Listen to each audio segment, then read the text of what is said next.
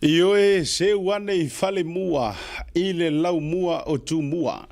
Vivingo le fio anga wa whenga. Usuina, ia ele fionga ia le ala I tango moa, asua o Felice Mikaele. Ia mai so le pese maa tango fie, momoli mai ai vi inga o fatu fatunga. Ia ngā te leo tala talanga, e fa leo e fa matala inai. Ia le fa sinomanga o le tupuanga o le ngafa. Ai maise o tofinga. Ia ole afio anga o whenga. Ia e atoa iai afio anga o le nofo ali I o le mali e toa. E pe au na tau avatu le pesi. Ia ua umana tufo ia amatai le tatou tauta ia e leanga o lea e o lalanga o whaatasi le taimile nei. Ia ma le tatou whaamoe moe o le pati. O le whaatua tua I le tua sa mo ua tasi. Ia lea e tā ngatasi le taimile nei ma le fio anga o whenga po o sanga ngā lua. Ia o sanga ngā lua e au fiai ma lie a whenga ma tuanai. Ia o lea la ua jali malo le lau mua o tumua. O le fio anga o whenga. Ia I le whaamoe moe o le vanga whaapufai o le whaatuatua I le tusa mo tasi. I le rei fo I vanga o lea fiafi au aru whaatasi ma le tātou purukalame. Ia ua masani lewa tātou e tau tailua e peo le tala e whai ia whata ma maulolo ma au imtangi. E tau tailua lo lātou wa. Ia pa ia wale fio la inga sa ngau I whaleai. Ia sua I whata ma maulolo tu I tui o le ngato I tele. Ia mamalu fo I le vangana I tūla whale au tau le lea I le ala taua ma upu ia te oe tui sa mau. Oe o le tumua. A o le lau mua fo I o tu mua. Ia tu lau no fo I le fio. Ia po le susu o le nofo. Su o le mali e toa I lono no fo vai lo loa. Tala na atoa o lono fala da fola loa fa mai a malele fa afafonga I sa moa. E fio ai mawala I vao mare matua ia fa mausili. Susu taito ma se yuli. Ia mare malu fo e li. Pau e fito le falo le mali e toa male. Talainga ia au metangi. Ia, o pa ia fo'i, pe a tātou talanoa fo'i le fio saena, ma la inga sa saena. Ia, me se fo'i o lua vitasanga, ia e teinane fo'i o le whautautanga i a tupai. Io e, o upu ma malu, ia, o tau sa ma whainga, o le nofo ali I o le mali e toa. E le to e tau wa uwhangaina I se whaamatalanga, e le vanga o le afiafi, ia wa o le nā ua tō ai tonu lava, le wha moe moe, o le ainga o le wha tua I le tua sa mo watasi wa tō ai tonu ai le lau mua o tū mua. Manga kua mai. O kū mua. E koru I upolu marekasi sa la whai. Ia a whaifo I tau te tala noa I le motu o tū mua, ia wakako karangoa le moku I upolu, ai wha mai la. Mai nei mau tū mua, a o le lau mua. E lau mua I a whenga. Ia e lau mua fo I le tua masanga. Ia ai ona o I e wha o ai le susu o le mali e toa. Ia sa moa. Ia tau sila tula. Ia mana ia le wawatu ilunga. Nai vainga wha ta milo I fo I le camera. O e le wha ma I ma I lan taula. Ta penaga fo ia mai seole. Ia tau te sila tu I ai tupu matamali I oe. O faletua matausi. Ia o le malosi o I tu malo, o le malosi o nuu, o le malosi o fioanga. Ai sa o mai malau to ina ia vui le pito I tua, la lo fai, ai se le tautua o le fo I tamali. Ia o tau sila mai ai, ia na wa fatu fo I lunga, I le nei taimi. Ia se va inga wai ai. Le mu senga mai. Ia o le lolofi atu. O tangata o le tu malo sa ngangalua. Ia la tau te patipatia. Ia ma se I wha fo ia te tala le io au afa. Te tala le tofa. Ia leanga o malie ma le vaito e lau. O pipi fo I matanu mawhili. Ia o malae ma mauta e to ai uma I ai le nofo atu mua. Ia a tala noa fo I na ua wha malepe le whale ali o le mali e toa. Ia pe ua tufa fo I tu mua. Ia o inga ama iei mea uma. Whaatulo wa. Ia. I le. I tū mua fo ia na. O mai maleifi ma tautolo. Ia. Mai manua.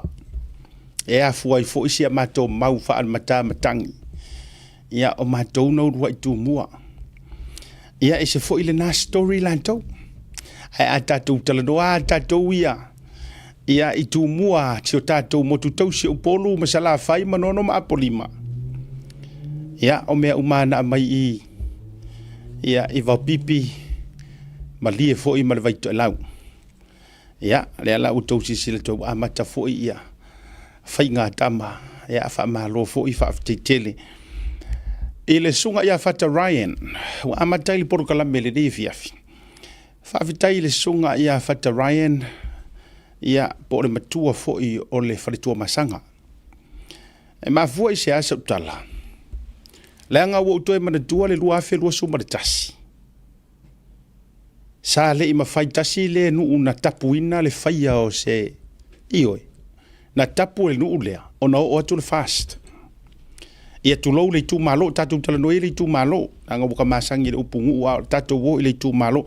Tasi le tu malo ile amatanga.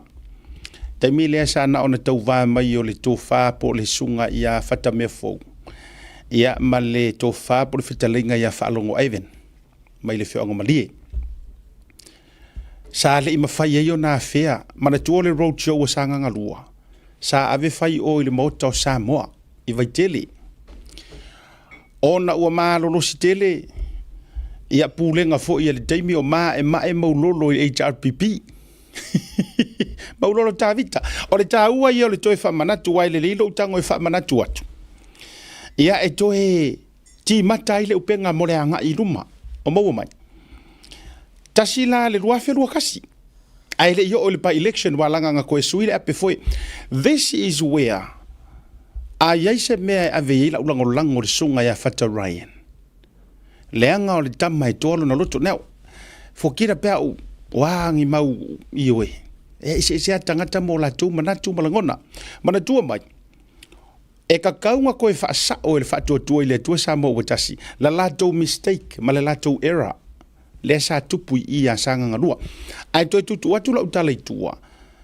Sa ka haufi e maulolo ka vika manatua. O le taimina, o lai tu se yuli. Taimi tonu ana lai tu se yuli Wellington ne. I le tofi o sanga ngalua. A o lala ua umaenga. Ua o lela atau va ma o lela atau va mai maulolo le tuofo ia faila o le kadi ya malie ia o le fast o tu o ai wale talia mai ai fo ia finga ia o te lilo ia tuana i pola mena tupu e na le mafai fai lo mar fai nga balota ia ai mana tuala ina o fai tunga fai nga balota ai fale tonu ai loa ia se yuli. Mana tua ole e sanga ngalua na mua pa uai tūlanga o whamasinonga. O sanga ngalua na mua ave i whamasinonga. Saure kari whamaongia mo whatosina. Fale tonu ai loa le tongu whainga sina fo itamali i sunga se yuli Wellington e alualu. I think ole whai ule nā sunga wha se yuli. O stangata lei fo. Te ana te whai atu. Leanga o isi ka ngaka peila alau whai ia ongo le ngor paki. So le, ai ei tanga tai o le HRPP, o le matuale le ia. E ke kari kongu la utala le utu whai. E ei tangata e o ile HRPP, o te ro whai langa o ile nu ile tu malolo tu whai. E ei isi ka ngaka o makuale le ia. Ai ona ua whaale tonu malava. Ona o tūlanga i vanga wha abu whai. A se fo ile langu mare vaenga fa por kiki ke aru ia o se a koa mau me fai ki nga o skanga ka le to fo ile o le tala a ye se vaenga pitosili no ufa afetai ile tua ile tangata le nei po o le sunga ya tuisa mau fata Ryan ina ua faya ina pe ua le manuia le tomo fainga se yuli le palota i tūlanga o cases ona toe avanoa ai leo le nofua o sanga ngalua. Mo le lato pa election. Ia wau kiro ai wangalo ia o ngā mea. O inala, ai sa alua sui o sanga ngalua, sa alu lava Ivan Whaalongo. Sorry, Whaalongo Ivan. Ia le nā. Ia ma le sunga fo ia whata mea fo. To e alu loa ma le pai election, sao mai loi lunga, pe sao mai loi totonu, ma le sao fata Ryan. Now, o le tele o tangata le nata I milanga, ka ua le mea lea afe o whaafonga mai fo ini lau mua tu, mua me se fo le no fuali o le mali e toa. O whenga tua na ima mali. Afe o tau whaafonga mai lea ta ua la uto e wha manatu, to e vatu I o tafa. Ngā o ngā sao mai au fata Ryan tau vālo to toru man koe korua I ngā fast. Ai kasi e ro I ngā ngā le HRPP a maulolo. Ia male tuto tasi ia vautu o maiko. E sa ungi la whaka Ryan e tamoe, a le tele o upu matala, whamai nisi. Se sa kaunga ngofo nga ia e halu pea whaka mea fau, langa la akele hela ko whaingu mela.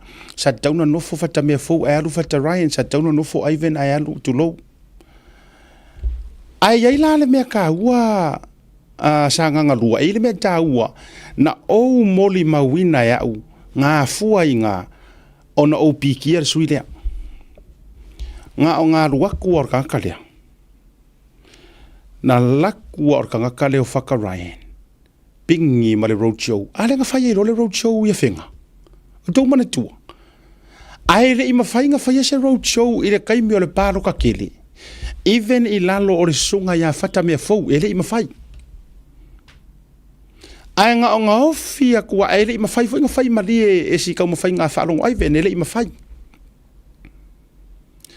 Ai ngā o ngā ofi a ku lava o le sa o whaka Ryan. I le pai election. Ma whai loanga a vele roadshow. Le ngā lenga whai le roadshow. Sa whai le roadshow last year. Pa i le taimi o le pa election. Na a vatu e whaka Ryan. E ua vai la tātou ia. O I ngāla. No whai ai loa fo I le toa tele o whenga I neima I la tau mau te wha uo. E hei fo I o wahinga I a whenga. E oe. E le ngata ua tala ngawha nga I malie. Ai ai a tivi toto ma a ano I a whenga. O whamaka rongo o whaiaku I kangaka ia, kei loa. E koar kou kamalea. E ele o se koa whaalia lia vale, po o se koa e sa ili malo. E le fefe. E le fefe ka whaile mea kongu, whaile mea sao langa, o lana mea la ka fio fua ia ka kaua kangaka tulau. Le whaitatou te wawa ia turi tūlanga o leang, tūlanga mai sia fio anga o whale la teila tau ia. So, o le vaenga la nai le amatanga i o le Purukalame, o uto e wha manatu atu. A o halu le roadshow. Le ala ua wha alua ngā vaku e whaka Ryan le roadshow te tonu o whenga. E oe. E ua wha alua ngā vatu. O pine wha maonia ia. O pine wha ta o to oto ia. O le kousui lea sa nganga rua. A vai tātou iai. Te la longa yo tino ana le alu ese maulolo ta vita ma le HRPP. Kasi lea I kumalo. E pei fo I o le whaato whala inga whale la tai. E koe kau mawhai a ka mau. E lea ingi si pāki o aku kong. Ua na o le HRPP lawa. Ia ai sa lango ngare maa whangawhanga. Lea ngai e ke le e loto tele le tangata leo fata Ryan. Ia. Na, ia awa tātou te worry fua I le whai ususta. Tulou. Awa tātou te, ioi, langa pēa no whai atu, tulou le tautala lava fo I maleava. E le wha pēa a wha le kongu mai kulou wa. Wālanga o le tate vai atu fo I isi wha pēa mai. Ia asiata e vai pēa langa o le tulou o le susta langa la wha le kongu, le hai. Le hai, ese. E se a wha walo. Ese koe surusuru.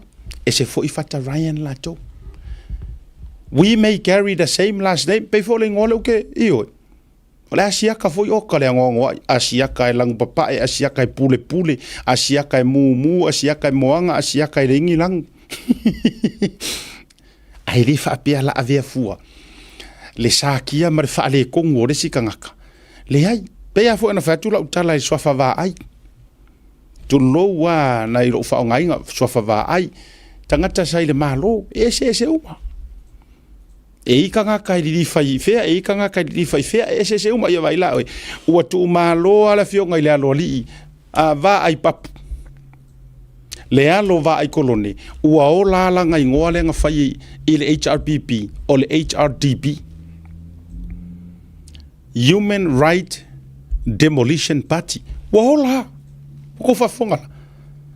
Ia ko vai ko on the other hand. Ola ko ke le foi tu lo le swafa. Ku lo fa nga inga. Langa it's one of the famous ka mamayo kanga ka sai le malo kanga ka foi fai pisingisi. So ave esela ya ta to le vai tu lo fa pe mai o ya lang o fa o fata Ryan ia Schuster. Yang ke ia la yo wa ma fa fu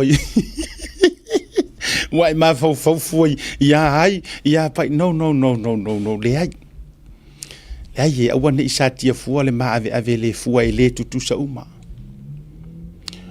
o nga fo le tangata ma nga luenga ele pe yo fuata o la au ma fuala au aina kalanga le si kamiki mai sava i mai sak paikia o tatou fasino manga fa matua mafana ele fa tu saina ile mo fuaka le anga e ko le modi e fua mai nga fua le modi po fea ke ave soro ai ele ia sia so ko e fua mai ua mango a le modi a o tangata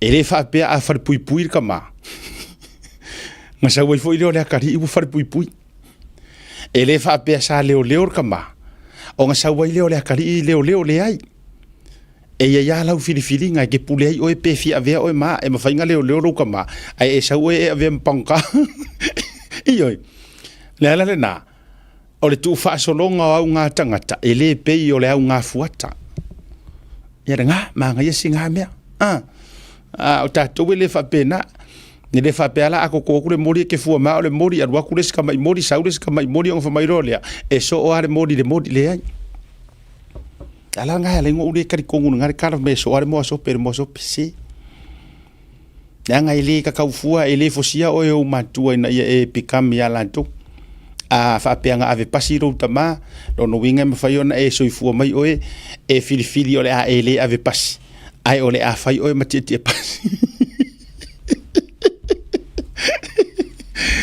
Adalo fa ma volo fatu. Pa ia mar malu sa mo wa fa ngai lungo tato por kala mede. Fa penga wa ke ka foi o langa o ka ngoro ka mal foi udi. O ngai ma fa foi la ia le ila o ke le fie foi udi. O ke fie ku ka mu. O ke fie ka makiki pas. Malo atu pa ia mar malu sa mo le vanga o le fiafi. Ia fa tu lima mo volo fa talo fatu. O le aso tolu sumbre tasi aso fai o le masino yu lai tatu fa to fa ya yu lai le ne yaso ai tatu sauni a fusi ma puti au kuso o ani masei o ani aleu o yu lai ya aluia male aso koru kasi ngei iwe awete sauni te alu mana mea ya au kuso o ani leanga o ani fa noanga mafatianga fa ka penga uma ole alu uma ma fa ta fea uma ma yu lai tolu sumar tasi nei ai tatu tapena e fa fe lo ai ma popo mai au kuso lo naso mo la so ta mo tatu nei le nei tulangi ata lo fa do ila ia lea ile swafa manu malo o Yesu Keriso lo tatu di mo tatu fa ola ole lima e taimi ni usila ai ole tale na ole ono le taimi Samoa o le fa tu langa mai ai le mafa atala noanga male afionga I le tamaitai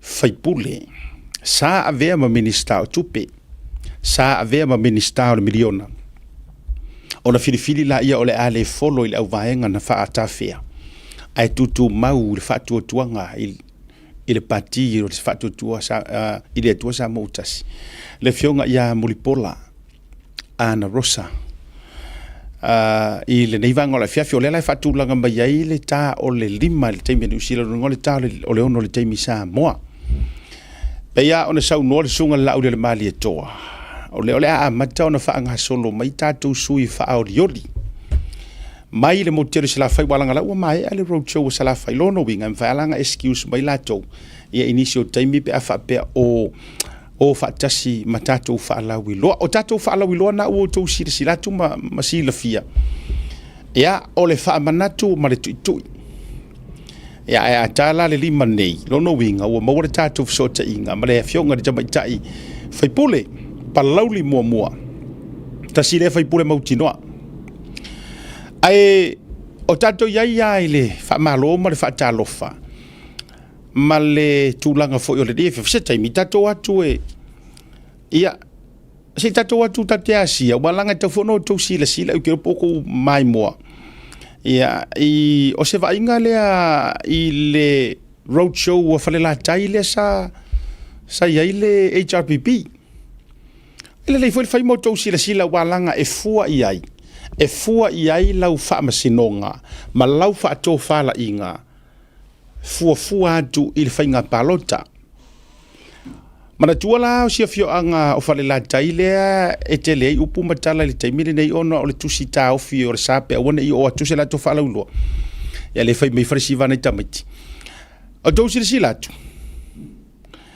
o le hole le whakasape sawa stasi le hol tele tono fale la tai ia atu sila tula i fa ala wi loa i wa mai ia o le o i matautu le hole a sila tula i le nau ta inga le na fua yo na fasa ni si o pati e o atu tulo lango le te tau le o le melo como foi va kusamo o le o te tau mafai e vatu le tulanga foi le po le ala se lango o lo ka o ko ile ku malo i le HRPP ia ngal paula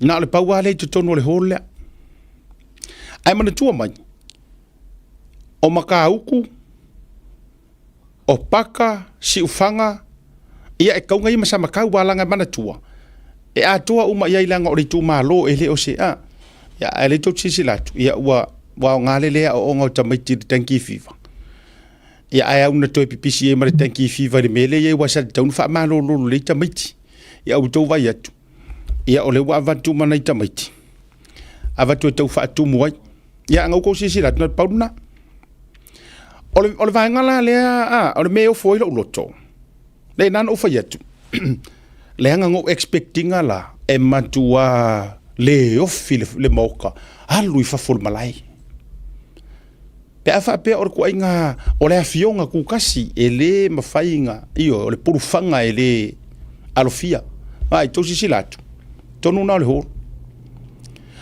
no winga ya tangia mai ia esa wala le fafata la le alu solo enga ole wali ia ye fa ko fo en no winga ena o ila to wa ye pawa le ale upu winga la utala le pawa inga upu fai ma fai unga ia ele fo kasi foi langa o fala tai io lo no winga la e atangia mai se tatou tuli matanga la le fa la wilo le la fai ngi i samakau ale fast malanga o le wo fa solo la ai si o tatou tilo la mo to sila matanga i Samoa lenga o le tatou va vai tu la sa o manatu e matua pa kuku le ku malo a to balanga a saule tu inga fionga le longo winga ele ai e vai o fanga wiki o kanga ka e matua sau soli ya le to va vai tu anga ave esela ka maki makokongo le ho ia mtua nga o le ho tele lo no winga e ata ngia mai e sele mea o lai ai le fuafuanga le ulu le pauale o ila tau sai ai ia mai tau mai o tau tasi le anu upito te le fioanga fo i le fiole ai nga tau ana male la tu tamo tui male li fano ia me se fo yo nga lue fa ia fio fo i fa sa valu le matua mo po ia me se fo i o saluma au vai pe au tama tu sala ia ai unga lue fa tu lo salongo ma vai no fo fia ma upu ia te oe fale la tai ia o ila le wa mata ona tau tatafa mai ai ilo loto malo fina ngalo ele ai la ele nga ora moku o sava ile wa mumu e se la do va ia tu ia sila la ia sanga nga tu la ngale wa ia ne sila tu ia sanga wa matu wa le ofi io matu wa le ofi ale tu la ngale fa tum tum dia na tatou mai mo ko sila ku ia wa lui fale iele mea ai lai fa solo ale camera ele mafai ona kavaina fa la wai tele io po le afo ile vevela to sila tu ele mafai ona opo tutu tonu o se hall e wa fa fale iele me fafu ya ona le to tele ya mo bolil fa malo mal fa tele tu langa foi o le sangi fa manua o le malo le tudu ia o se ale fai 2 miliona and I am telling you this sa mo le ko pele a fai sa ia se miliona e le fe silingia le ia yo le 2 miliona o le langa sa fai e fai nga le ai se me mo ai o mai ko fa popo se si fa 2 miliona ai sa le sa zero me mo ai pei kai sa ia le 2 miliona o le tasi le miliona ai onga ole mea lea nga wai de ko akele e nga we kufa kupe now o lo fa nga lea o lo fa nga lea nga ole tau la nga inga le mea le fa mai o kufa nga kupe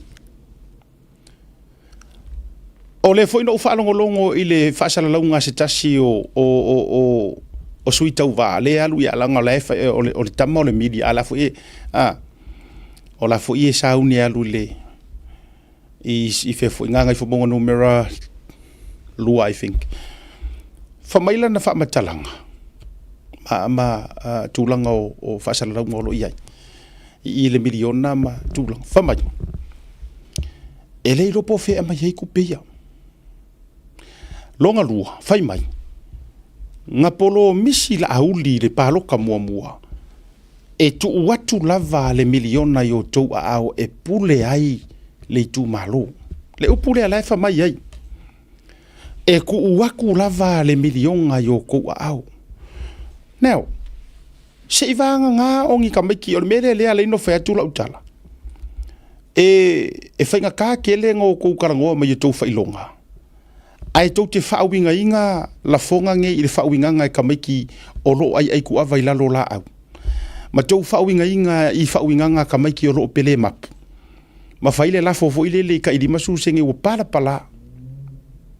o la bingo la fo metalanga se a fai o tatou na o nga pere yau ke le lunga sa wa onga por fega nga kaila wa onga e fai ngo fie na e mala mai le fa winga nga kala o anga fea nga ko soifua ma o wola mai ai nga va ko hangi miliona cash wa te lo le mele le mana na wai o le mele le manga o ai fa pe mai langa nga polo misi la audi ele ai ma se kala la audi tulo na fai ese upu cash sa o le pese no cash with bailo parara o le makua sa o ar kala le nga fai e ko aku sa o le miliona yo ko au ele se ai le fa pe mai ko aku sa o le tino I tupe po le cash pule ai oe ma fai ai ro fa o fa winga nga ya lau tele ma tu lo loto le tanga dai tamai so le o ko pere malo ele kau ai nga pe o ku fanga o lole lo ka mai ki po lole kirisi masi se o binga na le na fai atura tatala o te ofo a ko karangoa mai ngi fa mai o ko we ka mai ai mai ko fa winga ko ke fa winga mai fa winga ka mai ki lai pele map o ko pere malo ai inga ai process ai guidelines oi so o la kalangoa le sunga le auli le mali e toa e kalangoa mai o ia o le kai pe a ku la il fainga malo wala nga forfolanga nga a o nga fua il fainga palota so o la kalangoa mai ele o kalangoa mai se la auli o ia o Sir Michael Hill lele o mali wa ku le sipirio ngea ele o tala noa mai la auli o ia o aliki kulou ya wa ka ku ya a o mama foi la milio ngea ka ku fa nga milio ngea sa mo ele o tala noa mai la ia la auli o George Lopa le SMI po a me e expecting ai le ku for cash wala ngo pisingisi le ai ia pe karango mai foi la audio Rudy Ott ia wa pi paunga kama hui ka ki rola le o la sau le sau ngoanga o ia o le potential ka o le kungu pe au ko pa loka le fast i le kai miranga a au ku la i mai la ma ku la i mai le fast e avakua o le winga nga fa makalanga ai e le process fa mole ai ioi o le milionga lea o le waka uesak paikea la ufa ngasio ma ku malo o le ka uesak paikea o le milionga lea e aparai ai le ere fa pera ku ro markanga kupe you know sometimes pika ki fa peka ika ai wo already know wo sila fia ai le ro o le vai a fo o le mafo fa we a fo ina fingata po o le fia tali tonu fo leanga esu e se vaenga pe ia ngo fo ya e pe ia o le ia le o le makulau le masangi ngo fa so ai mara mai kau kai o le ia le o le makulau paua le o langa me fai o le saungi le kai mi popo ai le kili e fa ngoka le upenga le kau kai po le upenga wa maua le awia a ona ruenga la le makulau e fai e aru sa ili solo la lo vai o le upenga sa ili solo le kingo le upenga pe yai singa mea e masai ai kakai u mai fa fo le awia o ingaia fu e ufa sa moale o le tilo masai e le manga ia o makulau la ia mea kongu ai e ka o makulau ai le mana mai fisidi ko inga makua tango lu kamar fai o sa peu ke le va ai le fainga e afa makala se ukama io o me la ia e alu ala le alea langa i la longa kingo e popo re alea fiu fo e le ilo fo e isi alanga akakangu e kakangu ai pe o le lango le ngonge i la mai fo i pe o finguka ai nga o ngalu ese ar kaukai sau lo lunga markama lea a makaron ka fiki alanga wa fo ilanga e muri kai uma isi a wa i la kingo io e ila nga ka milo lola ia leo le ia lea e sa ili a singa meo le upenga lai e singa avangoa e masai ai ave i fafoia ka mo fai ave i fafole a wia la le kele o me se fai le ia lea ia o le kele o me se o le me foi na le wo va vai toi o le tele ia io o le tele o le makulau le wa ingi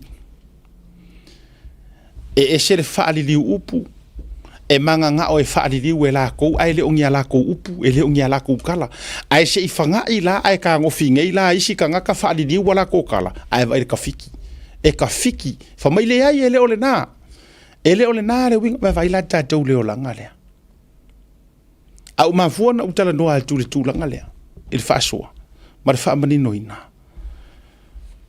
ona onisio forfolanga ma fa sala lunga fa mai o le sa fola e kufa le milionga ma me nga e instead o le vakore kupe nga vakua yau pa waya o lo wala fa kamala wa ko sanga ai o ka ki pe au pa waya le o kosoa o lo lava foi fa tamala wa fuai na toe a mata na tau elea la wil pailo ele o fa nga inga ai sei utangola to tu fa metalanga le o le mali ia Samoa le kungu e pele le roto o kai se mali o nei folfolanga mane me o tutupu se sila auto ana le o mai le fast ma le lato polo keti miliona e never ever pe o pese foi le never ever vai o le pese lea sa ka ko sava vali mai ai mal HRPP from the last 40 years ave ese mai la le fast ave ese mai la aulia mai le lua felu sur kasi fa ka inga ave ese mai la ele i fa ngau se fast ai ko ka ko fa fo ila me back to the future ka ko fa fo ila se ka ko wa mio ka ko wo pela ka ke HRPP uma ia ola ofisiri ngai ai ngi kai minga fa yengi forfolanga ye ku fangi me mo ka ko tanga tala utele sai ai kali mai se si so se sia peke HRPP peke sap tali mai ave ese la le chapter le ale nga fa nga mai ai le fast ka ko ko foi o malai ku o ka ko HRPP. Yes, I was a HRPP. Ka ko ko foi o malai ku o la ula fe sidi o e manga kuangi folanga o le lua fe le ale sika usanga nga so me palo ka ai le o lua fru kasi lua se fulu iva se fulu valu se fulu ongoa ale si palo ka pifua leu ke fif siria pelo suongo sawa so soangi mai wale ko kele o e manga kuangi folanga fa pe o lua suongo Aya se kanga kakau su e mai se kanga ka vange mai rungangi mangulau ki e HRPP. Ka vange mai rungangi mangulau ki mai le lua fisuongo. Ngai yaingi mea nga saua nga ia kako. Tanga talau tele le o ke fai aku ai. Sai ai. Ia a fai ua mesi le lua fisuongo. Kako me ia kun lua fisukasi. Kako o lua fisukasi. Can anybody, I am dead serious. Fa mole a se researcher foi le ka ko de so me ka ko le tau tai fans ma fa supporters ma ia mai HRPP foi la ele o ele ka fa le anga la e o ke ya la ko. Now can somebody pull up something o se folanga le anga fai le lua fe suongo e manguia la o ke le ka ko. Nku fanga ko pe o kola pe o pelenga mar pe afe ka la. A fai e mesi le lua fesu mareongo. A fai e mesi le lua fesu ongo. Kako me i lua fesu kasi. O le lua fesu kasi sa u fai campaign ai. Au te fai atau sa moa le paro kalo fesu kasi. Sa u fai campaign ai. So soangi e le si i se ukama. A u fai campaign se ukama komiki maramarosi. I u fai ilangi e folo mga siona teina maukengi. Iyo e Sarah. O lea la o ke fia fesiriak. Ngā iai ngi folanga. I esa o aiu i ese a inga lele runga le o le tatou YouTube. E kolu no. E kolu no. No. Sa o ilo marfike kua. Ai se i kasi foi. E la kurfa manam la mangalang kama. E la kurfa mangar kamar finge kuaria. E la kur kinkiki fa ko ala ku Amerika. Ya man ko la ile se fa sa mo vede. E alla lua sais tu kolu paunga ho ngale a kalore. Manga ayole ainga wa man ko ainga pie ka wa fakasi. E le ilo la ainga e ka ka fa mo me se kadi. Ai wo manga nga kadi merka malo e fa merka malo but thank you for the food fa tai wa pie mixer if my pata my answer to your savali is no so me ando we como no Next time. Fo i mai no mana kamare mo kwa fari ya. Sa urofisi di edon kinga. Sanea. E ale. E ase kari ka fio lai. Vai kwa kingi ki fio mai ya. Ru kamaru fo mai. Ya fia. Agora me ya fia di me so e koru no. O ko manguero ve ku de no me. E koru no fo me ya me fia. Koru mai no mai le ala e sa e ro mo fa finge re fa mai ka ingo e eva ai de mamao de me o mai ai ka ingo ai se i kasi foi se no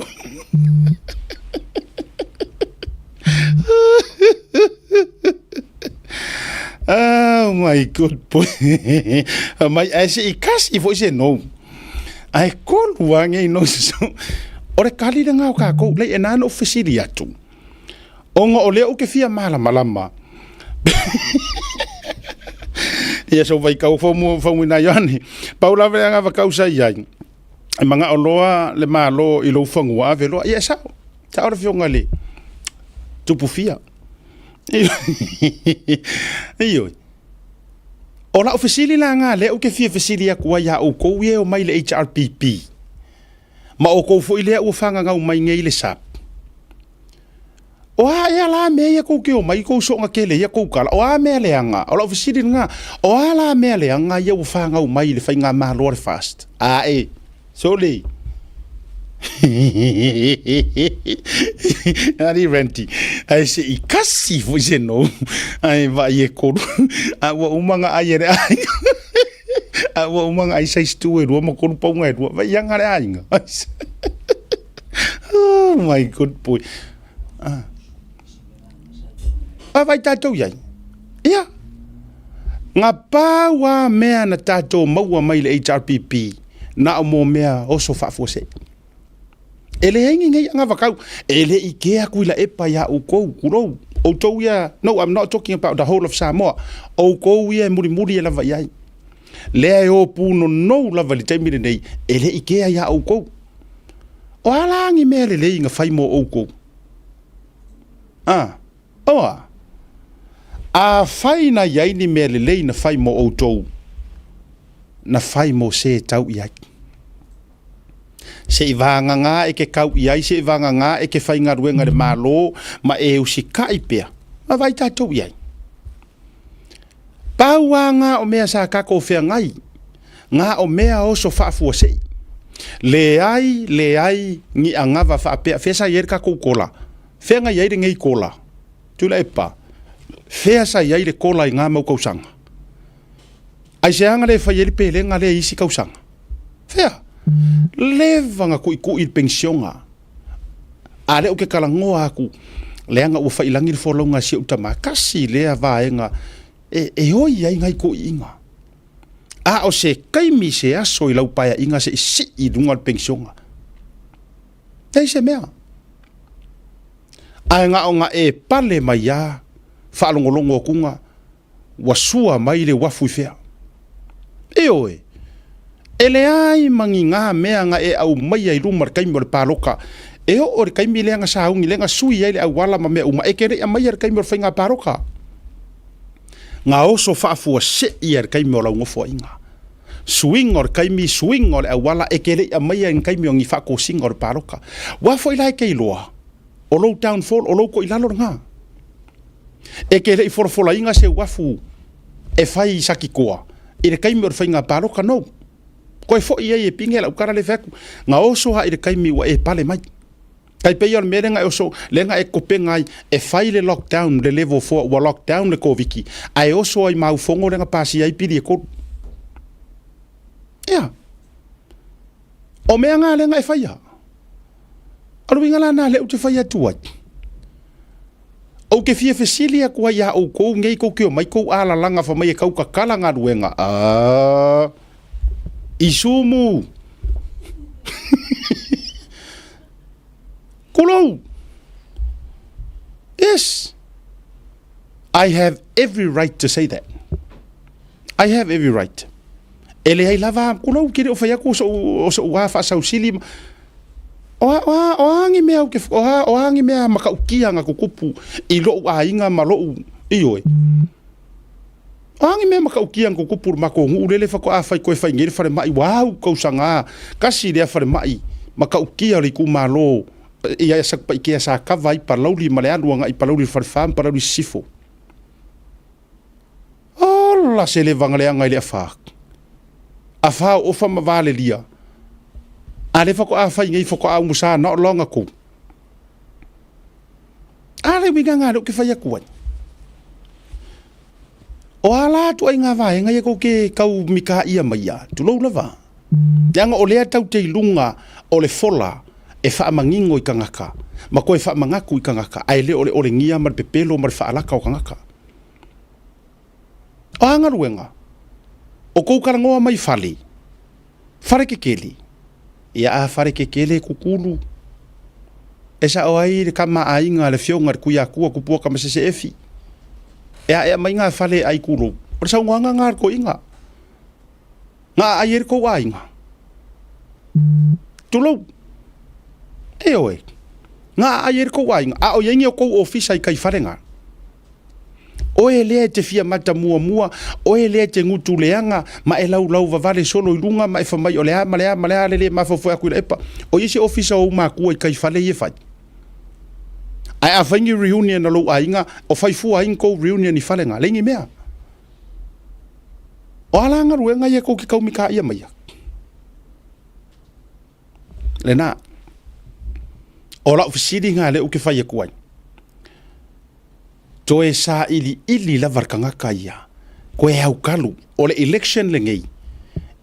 It's all about o lo ko e sa ili ko su e kala kusi to e su e fo lava o ia ki oi pe mo i e ngei fo folanga wa umai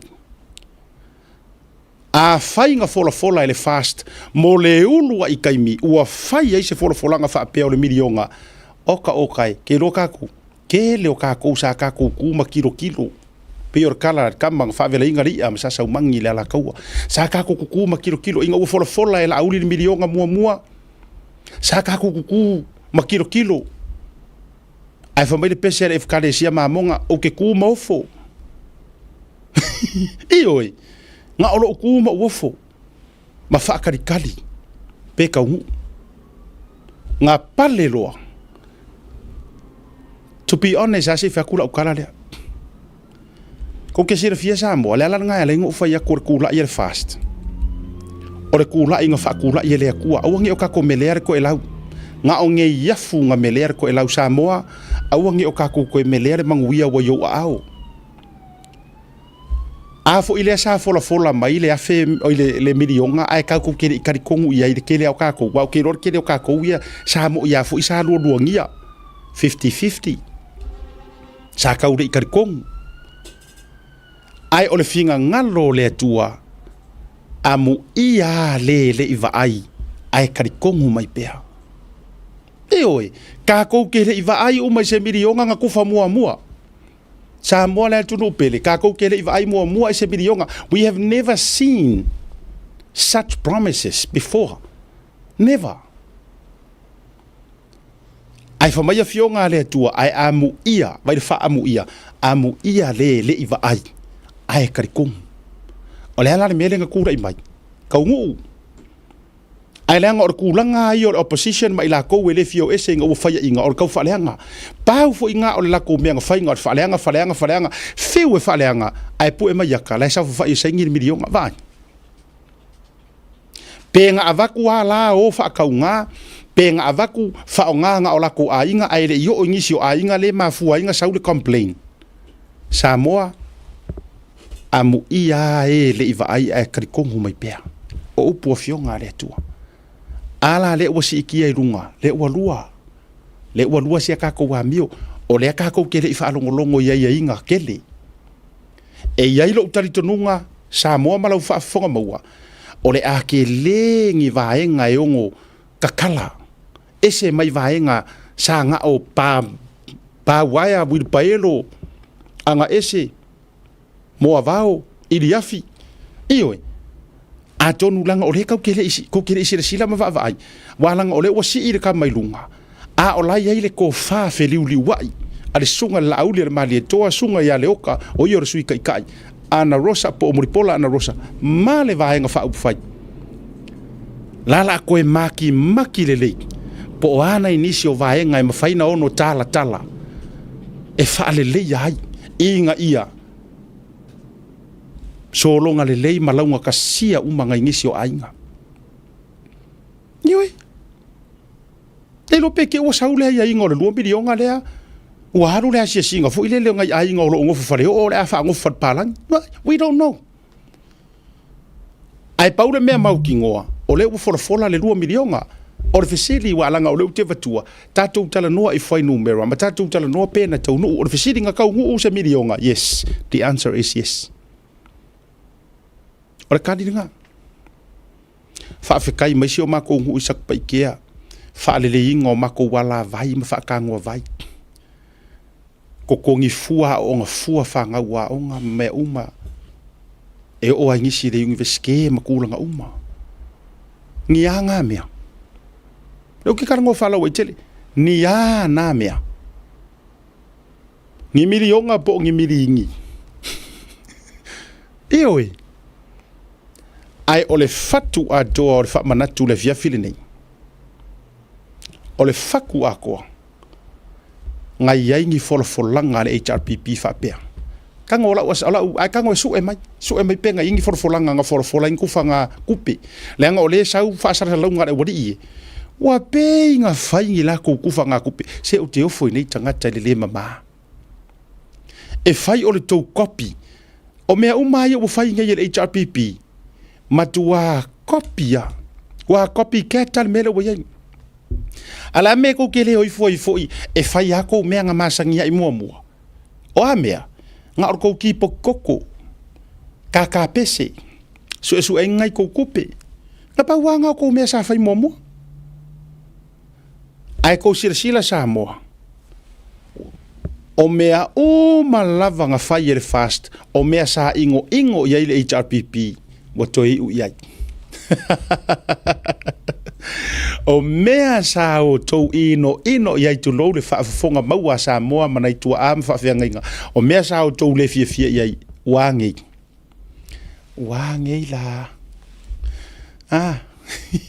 sa kala se o foi fe au sa mai sa moa sa unga lue le fale fasi manu le ile o tau maria se o kama fa le nga so fa mkala la story sau kamalo pasta mai sa ai i fa fianga inga sau fainga ruenga fa fasimang me kalma lo longa le siaso fai la lunch ai sa fa i mai siang kama sa mo nga le fainga ruenga fesili aku ro ya o ya ka ule ngor fe au fa so mai la wari ya ka unga menga background o kama fa mai desi ya o unga ngo wa unga la fa ya unga moroko disi o fa fa ya unga ro sa mo di makausanga ya laki mai ro se ile wo mai ngi ya saule seri o ke ro se mai sa moro ke ka ai ko lu ofiso leo ya mangwia mai ro fo se io mai are fa sa nga io mai no lau ngi fa si mangule io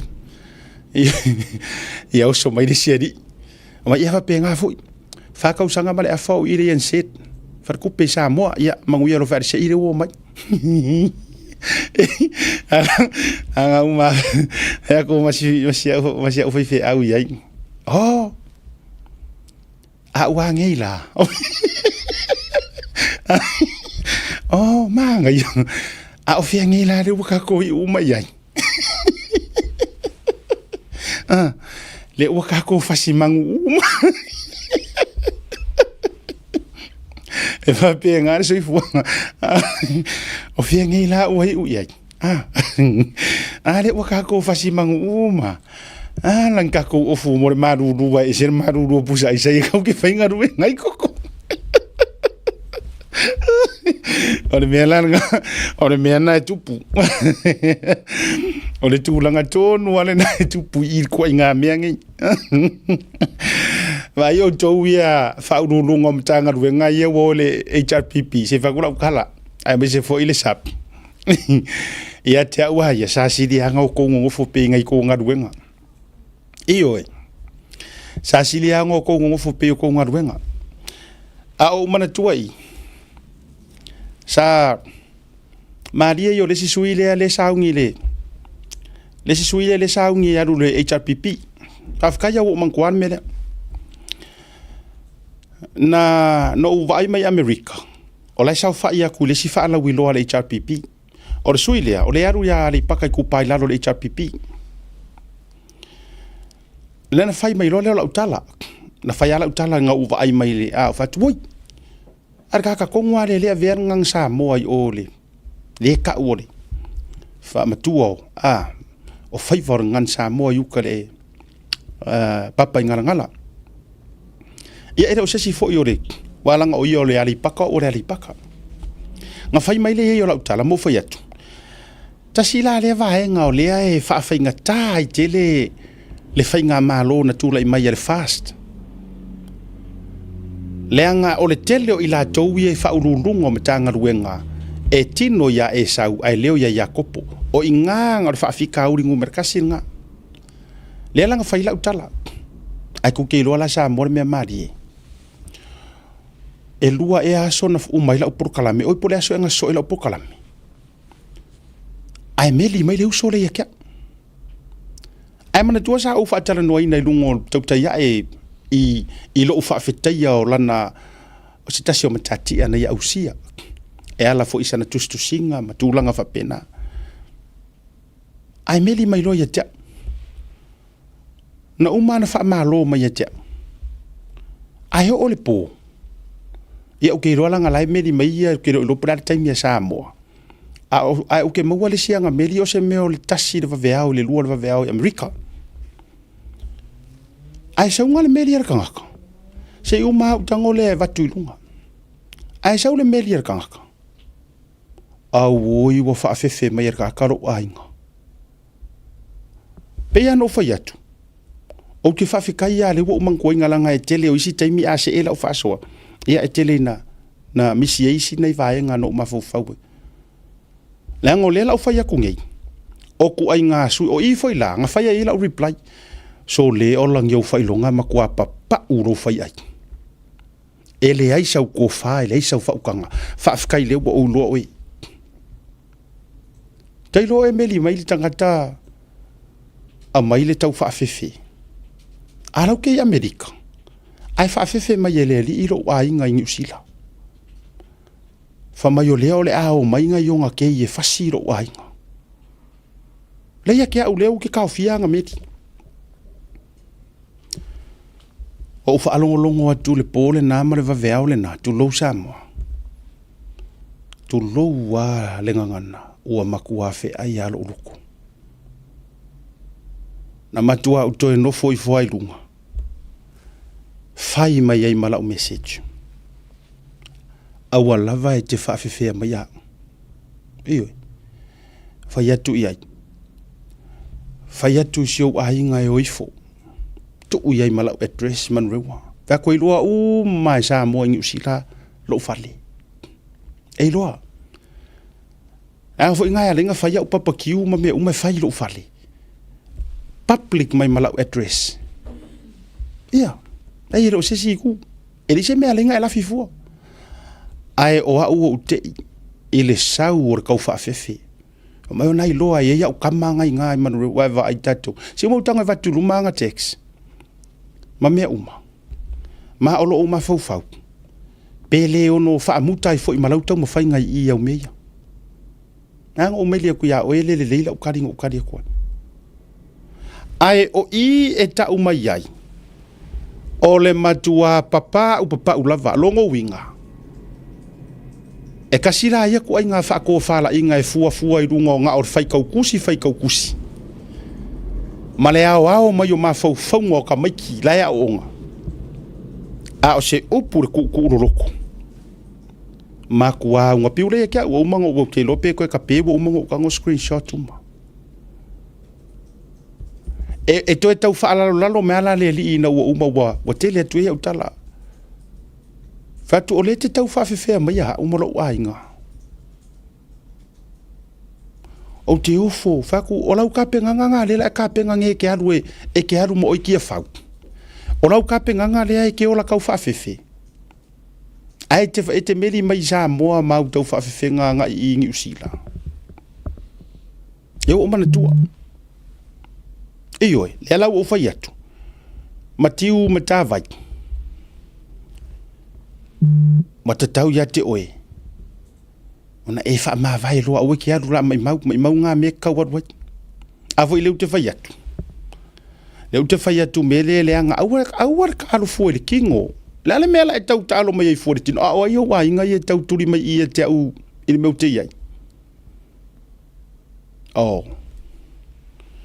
Ia. O hau ola ke riso leo langa paua leo la utala. Te le aluaku ia oe le maalosi male. Ngā maua upenga. Ai awani ngalo ia oe. Ia ele tu no fo i te le a o le tangata ia o le la au. Ta alo ina ia e tau mawhai e te tau le tini. E ua uwhasoa ki ia oe. Kau mawhai ia e kau le kingi. Ma le so umawhau. Pora ale mea la awhai au meri ia. E oe. Wa matua vai manua, matua papau, ngō whaapeke kukuru loko. Sa ova ai mawalunga ia oe inga ua anga wakula ufa manguyanga ia oe kaimi wa e au sia i lau kuskusinga mga maumea. Malou. Ia o whialangi mea wha mai o oe o le polo fesa o le anga ngu ai e ke le loa lau kau kua upu e mativa e onge vai la ka ko i o ko inga ka ila ia le kau ke manga nga oi longo winga a fai o le ke fai mai ke au longo winga ola mele how much more pe afa pe ke uangi le power o ali paka ku pailar longo winga o ele si ke lafi e ke fa o soa nga fa o so mai ngila nga ka lo ai ngo mai la ve ku ai mali li wa ku ma ave for pui o le ala me fai ala me ke le ko ngelo pa se o e mai sau ka feilwa e te lo fato se si tu ai ja nga fo e ke feeling e ja nga ele vili mai ai maka fa nga i maka fa so ya ola unga fa ku nga ya oi o makua se a ko la u amakanga wa fa ka mala fo ila u amakanga awala vai te tau tambi mai mai sa uma e fa pe mai la ia le na tia ele se me fa penga le nga ele te serving ai kanga ka ali paka o a o le mukia keli makiu ta ilo matiu pe tu sa malo matiu o le makiu le kau kalak ia o le makua o makiu o le makiu le kau kalak o le makiu malosi o le makiu angoa ayo e faia upu o baia sau mai ma le lau pola ya me se fo si uma le fola ya au ki rope ki o korosi ka makiu ka ainga ya ale kau foi melo kau fa fifi ya hamnu ele tu ya te oi talusia lau tau mafainga ke lo fo ilanga le wala ku sa i runga i ke ro mai fo i ai wo to pule lo to la le te pole la le fa la ve pe ave nei mea ma nei mau texinga e au mai malau tau fa mata le la le ave le e saungi ava tu pele tu malo lo te fia le unga oi e la tu palota ni oi a la tau le mau ali pakai kupa ilalo a fu yo ile ka fa ku yele mo miangi au kama mai ele mo miangi au kama mai ai mo mia ila ko we ko fa ma fa ukanga pa wanga ma fa maongi ma ko rofa ta dotu malolonga se tau to e vai atu po wa ma wo se lao o le fionga tama tai a fa bule ya ale ai ya ele faina o le tatu tele i me i mai ile observa mala ko fainga ngai ngai pepe yo mali liu le tanki fiva a ole ufai mai ela ko ka longa mala ko paso tatu vai tatu le to e o nei tangata tatu marolonga SMI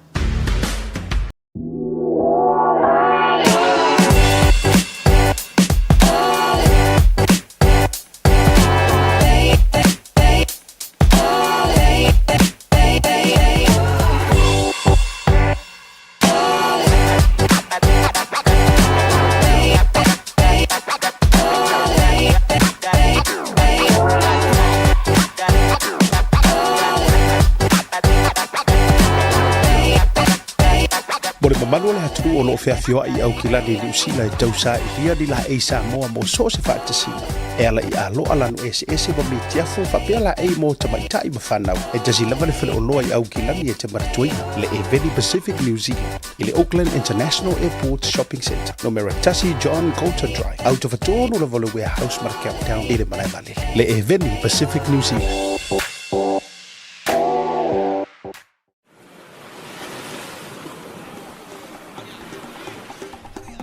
Soi fu manuia malangi ma. O lo ingo o matai a leota sinau mea tau whao. O a ua lawyer Samoa I nei mato officer o le WT Compensation Lawyers.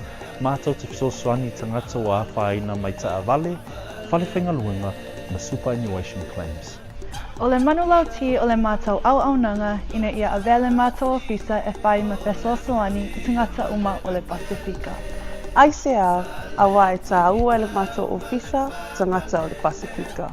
A whai o se tangata e mana o mia se fisoswani, wala au mai tato ofisa nei Prispeni Australia le o fitu, tolu iwa lua wha iwa lima wha.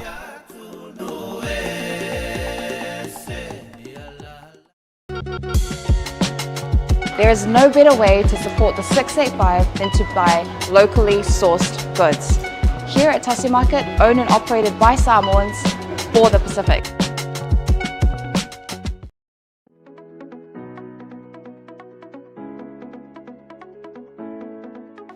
Hey, have you signed up with BlueNet yet? No? Well, let's fix that. Head over to www.bluenet.co.nz and hit Join Us today. All you need to do is fill in your name, date of birth, phone number, and a few other details. This helps us get you set up faster. We'll also need a photo of your ONT serial number and your modem. Not sure what an ONT is? Don't worry, this is what it looks like, and every house with internet has one. And make sure you have a valid ID and a utility bill or government letter to confirm your address. When you join BlueNet, you're not just getting fast, stable internet. You're also supporting shows like Tautaiae, Breaking Waves, and Sports Salanoa. Your BlueNet subscription helps us bring you more content. If you sign up this month, you get $10 off your first 3 months. If you have any questions, call 0800 258 638. Join BlueNet today. What's up guys, Lupe Soraina Auli, Joseph Parker here in beautiful Samoa. Make sure you tune in to Blue Wave TV. Temora watile o lusu para toro miru tau nei le tu la lima. E le reivanga o le fiafi i le tau tua wha o le Blue Wave TV mar pokolabi o le tau te iai. Ia i malo longa foi o le reia so e bese foi o le whaasi fonga o ngā ruenga. A ta lofa me toi whaafeilo ai pa whape o le ua maua mai le tātou pokolabi. Ia o lo whanga solo le roadshow i le whioanga o whenga ia mo sa ngā lua. Ia o te loa ai o le mafuanga le ufa atua ia na mawase masele mo le whionga i le tamaitai. Whaipule mai palau li mua ia le whionga ia muripola ana rosa. Ia atonu e te ua mawase avanua ai le mai a foli tātou porklame. Ia o le a mawase tātou whaatataranoanga. Ai o tātou iai tātou mata upu ma tātou issues. O le vaenga le leno u mana o e whaalau tele. E tā ua lo tau si le fia. Ai mai se foi. Ua lau whaia uma ngei ka ngaka e kā momoe. E si kaili whaakuila epa. E oe. Fatua ua u te ifo i tulo ua alai una nā whera o whaasua. Ula ngai le mama e le mama e le malia ia. Le tau wha amata una e whai mai ai lo ai ngai awala. O lau kei Amerika ngā orki ngā mar whangau le whale. Pe mo ila u tau whaafefe pe ngā o se kala avange ai po o se mea ngā whae vai se o ngā po le alawa tūlanga sai ai. E le mama mau ke le ave mama inga. Le alana na leino u whai atu. Ia, whai ifo i lo ai inga ina hau ifo. E le o se tala avanei pe u te le o whaapefo o tala noa ni violence mana. Alanga i le ingi a inga i lalo le langi. E sa unkau whaafefe. Ai ngofo ai ma kapiripiriri ak. E oi. E tupulo me whaapea i ni a inga mani tau whaamatau. O aia a inga whamai e para a ai ua koa uma. Ai nana uva iatu. O le me pito i leanga. O ea uru tāwhenga, ai sele futia vai singano, ea oe whaao soso pe anga whaape moi. Nga e sau waila ia. Ai a afia ko inga sau waileo ka ngakanga ke whao sosoa. A afia ku wai. A lai ki ngofo mai sa moa oe. I oe. Wai waila tātou le leanga o le mea leanga. Low inciting o le violence fo i leli. Ma i tau whao soso, ma i ta pi ke mastermindinga, mai eka ukuri mai po ai nyau kam. Ia o te le tau whai atu.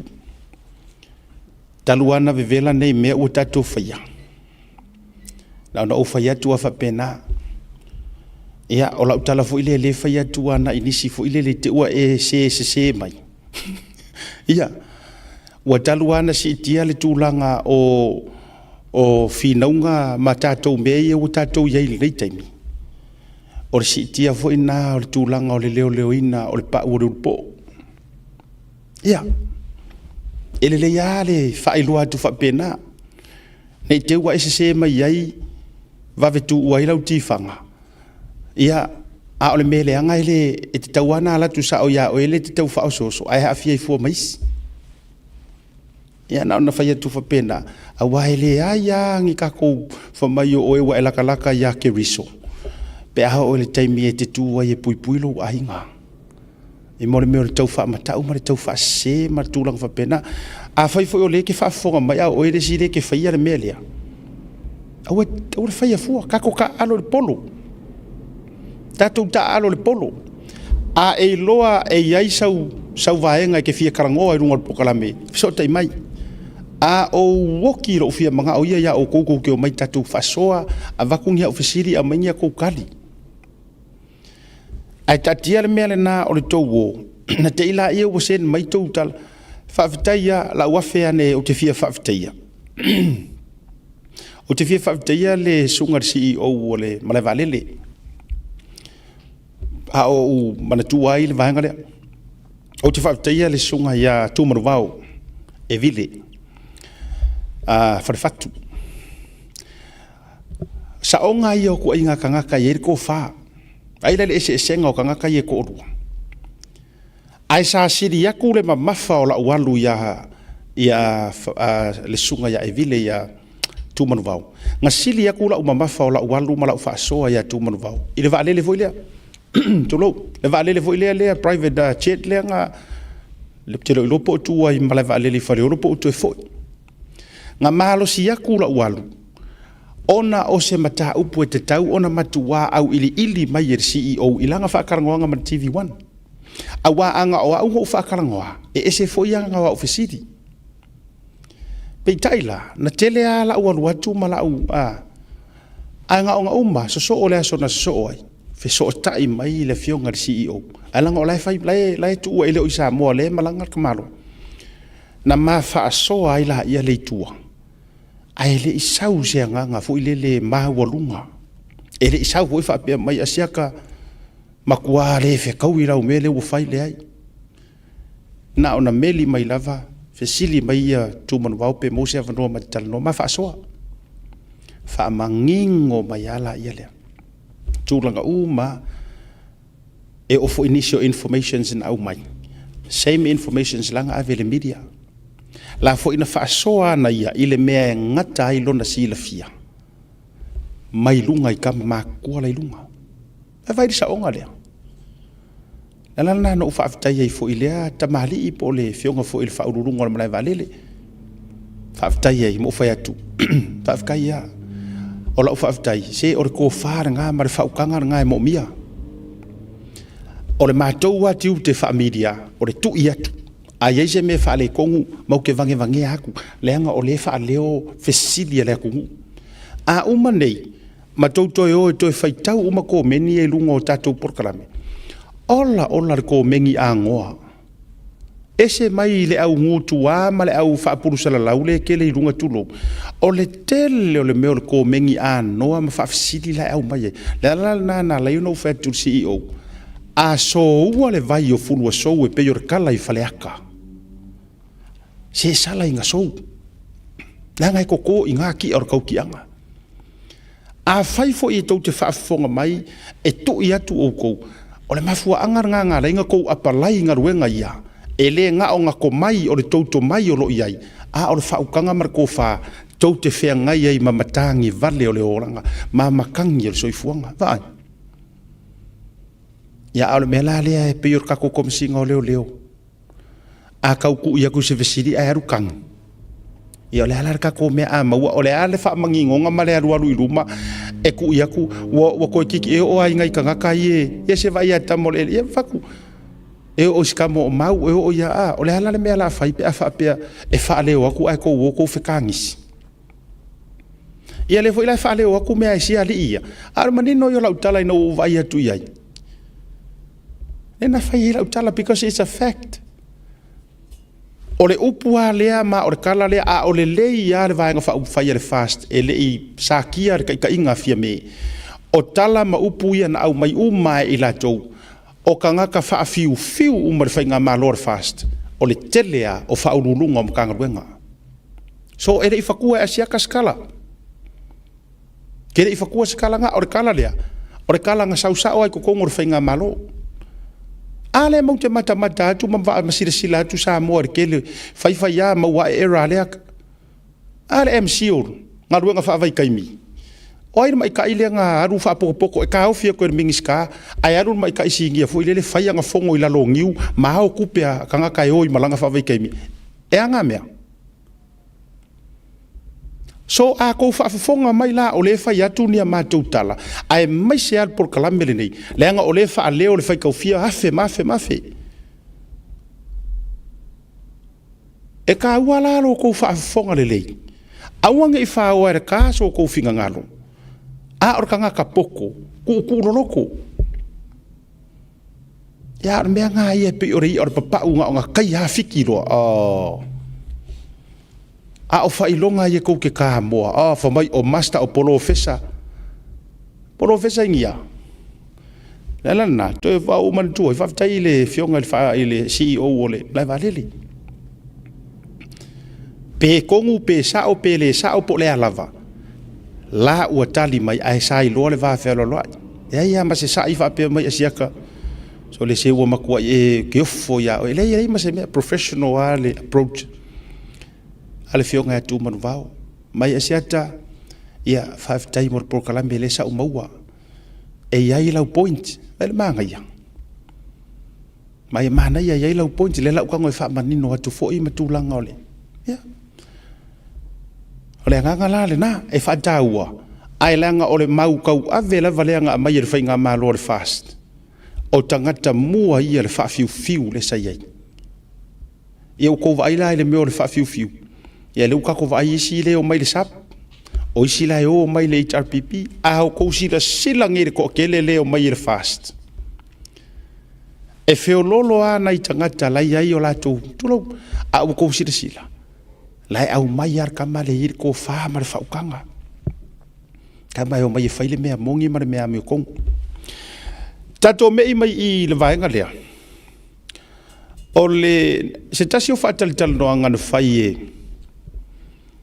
ele sunga ya siwedi tolo taua pe ya or fai pulo le tu pai lunga wala I pata mo tau le maua sa yele la por kalambe na lata na fa soai ina u fa soa mai le au le mali to ma fo no counter inga mo karia melea lenga na fa tutu mai o te lo o tonu e una fa tal noanga le sa sta ua yele sunga la au le mali to me o tupe fo tu langa le cap on credit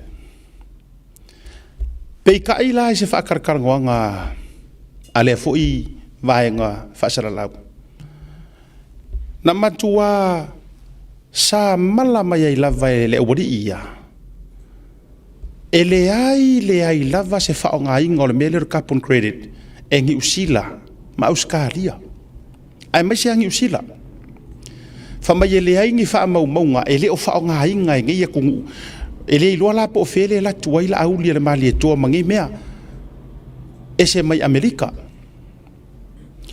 o inala na fa yena ya usu enga leanga ole o ke ngofo ngi usila ole meleanga le kalangoa mai o kanga kai Samoa ma fai mai ele ngi me fa pe ngi usila ioi ale o ke ngofo ngi usila o fa sala lau ngi usila ole fo kele fa sala lau ngi usila ai ka kaula ngo usa idea pe se fa mau ngi ngol mele ar kadidia sisila mai lunga lipotiale ni usila radio and said government earns 190 millions from first carbon auction of the year. This is carbon credit. Vai ka ko ye. Kalosia o mata mai le awadi ia. Ko ure mer kau fase, au ko kiro ke mai fu ma ko pe aku le marmama. Tu fu no fa mola, che. Fai tau le ya. O fela o ye ni fa mau ni anga o natala. O fea o ye ni fa mau ni anga o na dala do te faia ele faia ngi usila le mele ale mea se la wi vas furu milionga le kupele earn ngi usila mai le la to first carbon auction or carbon auction ale carbon credit lenga o ko si sila la ia taro sia o mata mai male silo ia le ya ma ko ngi usila Le si kau whaaleanga le o fo i mai nei New Zealand, tūro.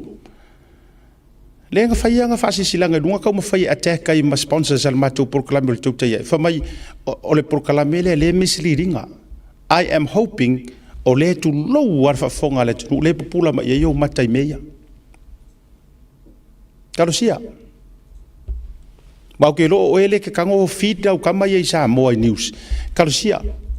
Malanga o le so mafau. Po le altulanga i whai ia ina iau tau whaleanga ia sa whai ile porkalame le Blue Wave leo la tatou i New Zealand. Ai mo le sila fia le tatou o tunu. Sila mai. Ai vai tatou i vaenga ia. This is straight from New Zealand website. Ai mai se foi o news nei. Ia va ko fai kau ai walanga karosia mara mala mai le o di ia fai la ko porkalame wa fia kama mai. Fai kau ai fa perkangia ma tupe maua. Ma vaenga tupe New Zealand le maua i melea. A faila se la uiva sfuru milionga nga Samoa yo maua. O fela o pepelo ela au le marito. Se tu uia le na. O tau sila ya Australia. Le. New Zealand ma Australia pinge fa maunga le tuatu ilalo le state mo Australia. O pine fa mauia. Le o ke kalangoa kuai. Ele aiangi mea se. Ele aiangi mea palafu, ele se misleading o vakuilunga i kako porkalame. Ai mafuang ki ngā ia uko, leanga the truth hurts, e ki ngā le mea mongi. A whaila le earning usila le se lau iwa sifuru milionga, how much more e earn e Samoa? Ai awangi ngalo ia uko, or carbon credit, e peir kupe Amerika. Leanga le wo ingi vesi ai. Yes. E fai i le tupe Amerika, a pei foi, e pei mai i le tupe Amerika. Ngai kango le imagine le dollar Amerika e maua e Samoa. Ko i kiki a whaakoruinga. Yes. To i titi a whaatoruina. Sila e yaka whakaikainga e o le whainga o le trading. Langa o le fo ua ukau le moe le lei e trade le kai hao trade e whakarikari kai me ka whiki e mea. Ioi. Lena. E mo mia ka kouse ka ika e makala. E sa ili sono maingi vae ngā kupe mangiala ngā kupe. E ware manguia o Samoa. E le mo mia ka koungi ka ika inga kau whareanga le au, kau whareanga le po. Te lori me le tupu. Ua makuhaki a polo haroko kangaka. Malama e lor kai a whaia e ala usukuila e pamare HRPP se la ko roadshow. E kusanga o ngā opena kua ora ka kerefongi ai mau mai runga mea ngā leanga lo moroko.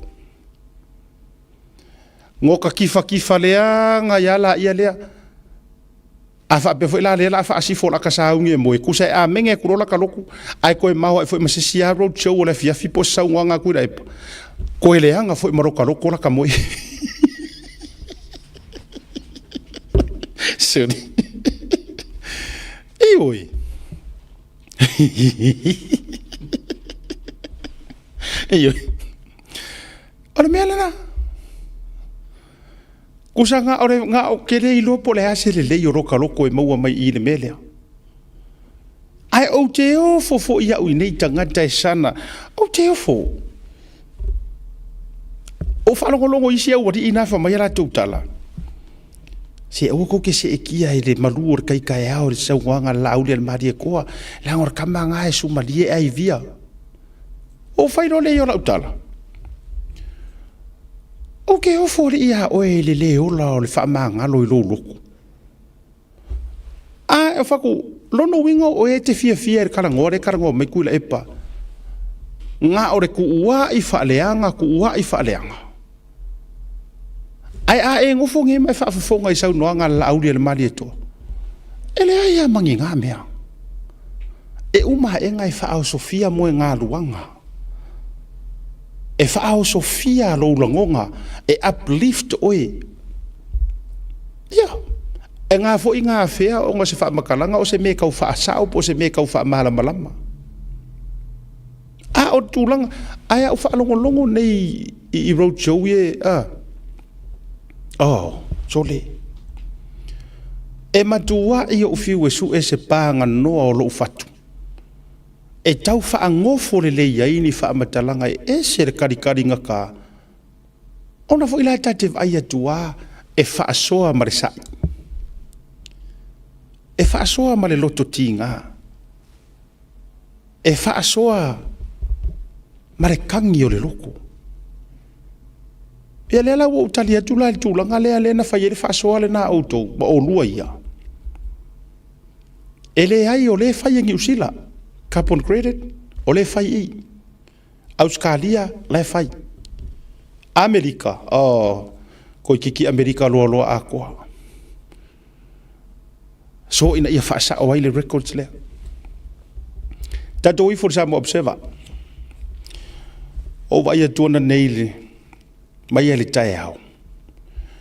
Wale maua so uto afi malie. Mongia wale mo so uto afi le mu. E na ua whasoa mai le tangata e mai se ai tau a inga o nai tamaiti. Wa mai lunga me lea le quiz. Po o su enga fo i su e le mala malama o ma fau. Ia o mea masangi ala observe fai. A kaure kauria kere le pepa o nga faile o nai mea i e pi attract ai le au whakau. Ai ua alula ua matua kolosia ma le leina. Ua matua se i singi. Le tūlanga ua afe i ai le whainga o lea tu ai ngā le to e. Ma le popoi. Ana o au o a inga o tangata nei. Nai whanau ma nai alo nei ua mali liu le dengue fever. Matua i o e su le nguspepa lea. Mongia. E whawhiwhenga o ko mai ko ke kaa aloi mea ua mali liu wai o loo le mātūtūloi maka o mākua. E le o mātūtūloi mata o a inga. Ona o le mali liu ai whaafuase i o nei tamaiti sa le kakau. Ai onga o ngei whaama i pipisi ma ngei mau mea. Ai whai ai kou paso. Ai whai ai kou quiz. O ai ea le ere tai le ngus pepa. Ai e whai sau whangau. Turou. E whai sau whangau. E whai ngi au ka alonga mangi au me marie mangi au quiz whapenge e test low knowledge i lau whangau pe a whioki. Kulou. Talo whai. Fiu e tau a ve e sere pua a malelo palau a masania i tulou. Talo whai le nusi pepa sa mana ia sa lau alunga saka mika ia i la kai mi malaso.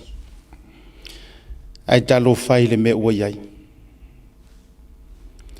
Wo to wo mai wale ai ane mea le leitu te whaia. Ona to wo mai la ia. Whai ai tau quiz. How old was Victoria? Wewa iko ke visiri ai ngā mea. Ai tau te mana na o e whaata mau i ma fau o tangata wha ilo le wha noa. Ai vai visiri nai visiri ai. Where was Victoria first taken for medical attention? Okay. Lalo Manu District Hospital, Lufi District Apia Private Clinic. Talo whai. Ta ino e etu ai ngā nusi pepa whapene. Ia. Ta tia atu ia ao. Ai wha mai se lea ngā ngau le tua i nei mātua. E le whai ngō fie. La ngau leo le atu hea tata mai fo ile misela maona fōringa. O a fōringa. Fōringa ia sa te ena il HRPP e le ialo lofa iai. Ko va ai le saua le tua longa kaimi. Sa moa o wha ilo ma wha ilonga mea ia. Tulou ona ua ave iai wa ami ai soifua o nai whanau. Ai se sa vali leanga orkala re kusi. Kango li liu le whaasala e aveo se whaamanguia. O le a se koe whaamangaku le melea. Lea ua toe whaamanatu mai e re dengue fever. Ngā paua le pāki sa manga ia, ngā pau ka i sa manga ia, ta maiti na mali liu le misela. nga o le fa'atuatua i le atua sa mo utasi matua fo yo i latou o failangi le folauga o nai fanau e nga o le paua le o le paki e ku mau ai lou fa'amoemoega e ke lagoga ai le mafagafaga o le alofa paua lea so o le lesoga lea ua amai e Victoria pe a fai o le suafa le o stasi o alo ia manainisi o fanau ua fai lakou ma fai kaulaga ioi o le ua fai latou maosi taulaga ua sacrifice e ui o le fa'atamala po o fea le sao mai ai kokogu ma le lelelei o puipuiga ae ua matua sacrifice le ola o nei fanau mo lea e koe fa'amagaku mai ai ia Samoa le misela ma le le'iago sai ai o ka'ika'i muamua ia le ua ukago e fa'asoaku le mea lea ma o le mea fo'i lenā ua musumusu mai ai le agaga o le atua lenei lava taimi e fa'asoaku ia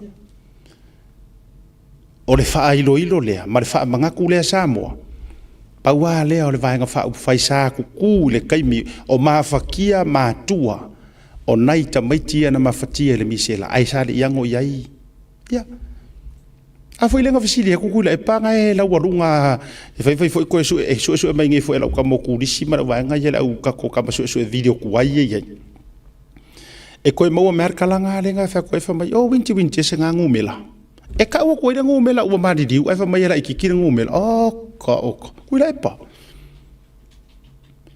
e ta o tu ile ngumela o tamaiti o ma di diu le misela e fa mai e singa ka mai ngum o ka fiolai ngalo ya ia o le soi fuor ka ngaka ko kasi o le milionga le nga o le ola ko kongo se kaso se ainga ai fa mai ele la vai la ikiki nga ngumela ele ne to vai ai ele nge me nga maua o le me la ku fai nga nge milionga i ko pele nga ma ko o le me la fai forfola nga me e o mi se la sa le se me nga fai e matua le make sense le soifuanga ioi ele make sense e fa fefenga ko o mai ko ke faia le anga fa karkalangonga le na matua i sa malai le vaenga foi le mai London e palangi foi le mai Longkonga le ngasa makua sa malai ai pa va or kamaro ai ke ado foi meika fai me ika la sa ofisi del palangi langa lai fai assignment del palangi o ia malonga fakamala ai so kali pe yar ko nga mele pe fo me fai me anga mayor ko fa maka walaki fesiria ko ai kali mer palangi e kali mayor perkangi or malo kele anga kali mai le fai news lea fa ka inga o Vanuatu o ko inga ku fu ye le vai ma wala loi ku le pakiro la kala e unga kudi ese ku le e pa ma o fa kongu ma leo escort le kamalo o le malava alili a wa ke il kamalo e fesilia ko i le fesilia ya di misa ioi a wa ke e fesilia ko ai kali mer kamalo o le Telegraph e pola e ngus pe pale lenga mai London ke ya le ko suila nga kali mai we used to work together with our London but you don't understand where are you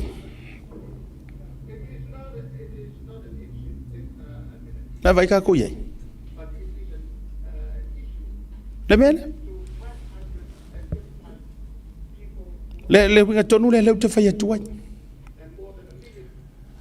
o le mali liula na yalo ma fa nau nei ona o le fa tamala i le tanki fi vale o se fa kamala o ma ku le ai blame le soi fu ma loinga o ai ka ke blame le soi fu ma loinga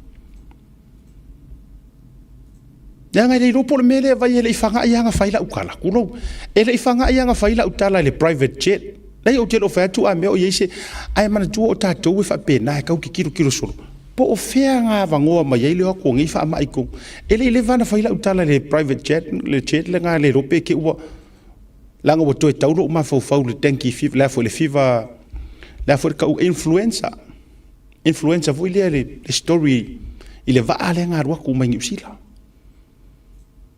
ele ulola ya ku marka kala pisit fa ma Ile vanga faila ukalanga ile private jet le ale uma ngale wala ungai kamiki le wai una ma wari soifua.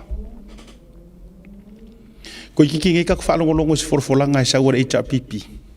E unga fa popo ese si mangulauki e afia I manaita maitia. Te tonu mai. To titi nei tatu fa longo atu mo to fa fonga. Wa ko fa popo e masisi vai o le pelenga. Pe fa popo e masisi vai o le PPF kala. O sa fa pe mai. Ma nei tamaitia wa fia nei le dengue fever. O le a fa popo mana ia la tuta I a feli masalau. Mai. Ko ki ko fa fonga ko sa wese me fa penga. E na nei na la le tupu. Na ngale u fa so ko I lungo program. Ai to fo ila u fa matalanga. Ole I believe o te tariton ole fa ailo ilo lea. O se fe au fo ilea lea ua momoli mai e ala ile soifua mau ona I whanau nei. La ua toe enforce, ma toe encourage, ma toe reminding us. Paua lea o le vaenga whaupwhai marika ika I sidi o ngā pele I mā kour whangau.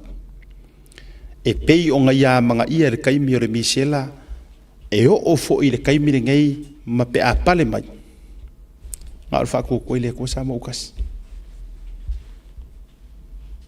E leo mai e whao ngā le maliu o ngai kamaiki. E a isi kupe ai ma whaafekangisi pepelo, whakangafekangisi pepelo. Ina ia lolofa mai le World Health Organization. Ma nisi o atunu ue au mai ni ala tau me alofa. Ai a mai whai whakosinga. La tato vavai fore malo tau sile la iai. E le tau mate le tau iso le afsoso ni atu le World Health. Awalanga le ua maali li wai whanau. Ai mau ki ngoa ua matua fia le mingi skar so fua maro loinga. Via fia le kai o malo kausi. O le a koe kulu I aku le Cooper campaign. Yeah. Matua fia tangata ia. O le atoe matua whao popo le Cooper campaign. Yeah. Ako le befui le aku le pale ka fai. Whao ngare maliu o ngai kamaiki. Ya e fa mai wola mai di kako. Ya sei fai aku skako vai. Whao ngare maliu o le whanau. E fai ele ai singa I le lalolangi. O ngaro lofa aku la ia leo le lalolangi. E ngai paua leo le me ngau lofa I loko lalolangi akua. When it comes to children. Ele tau mate ola le milionga le fo ole tafe atu. Ai matua sapo ma whapenge mai lima ole au eri aulo ua maua mea e whaanga ioi e ala tau campaign. Ia, ele a whainga. Se ele a whaina. So se sia e fia ele melea e uma mai. E whai ore whaia inga, ai mai. Ia. Whai sin tatou malolonga. Se utau whai tau atu langa ina ia uta mai breaking news leo te vai atu leo so mai. Tatou atu malolonga. A foi mai. Wha ua tatou whasoa.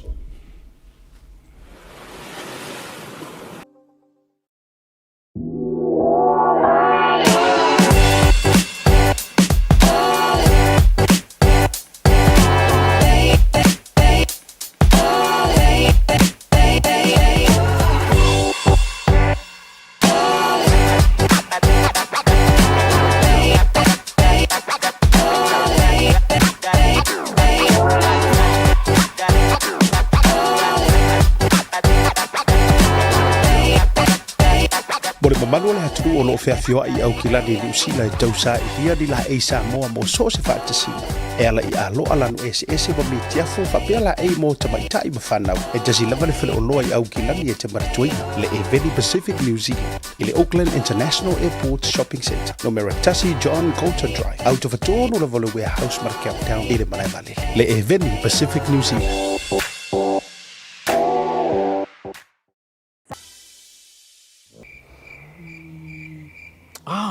SMI.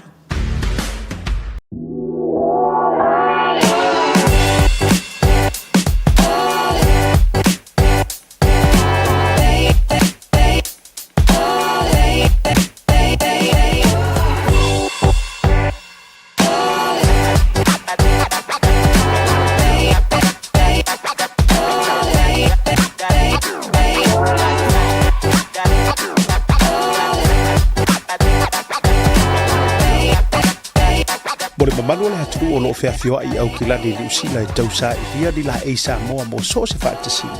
E ala i alo alanu ese wa mi tiafo whapea la e mo tamaitai mawhanau. E tasi lava le whale o loa i au kilani e te maratuina le e Veni Pacific New Zealand i le Auckland International Airport Shopping Centre no Meratasi John Coulter Drive out of a tono la vole warehouse markau down i le malai male. Le e Veni Pacific New Zealand.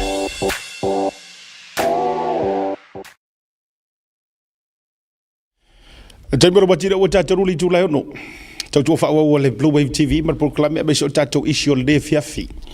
Ia ua matua tele a tātou issues. O le fo i wa taunu umai ia te au maua le tātou ofisa le kopi o le tali a le fionga i komisina o vainga palota.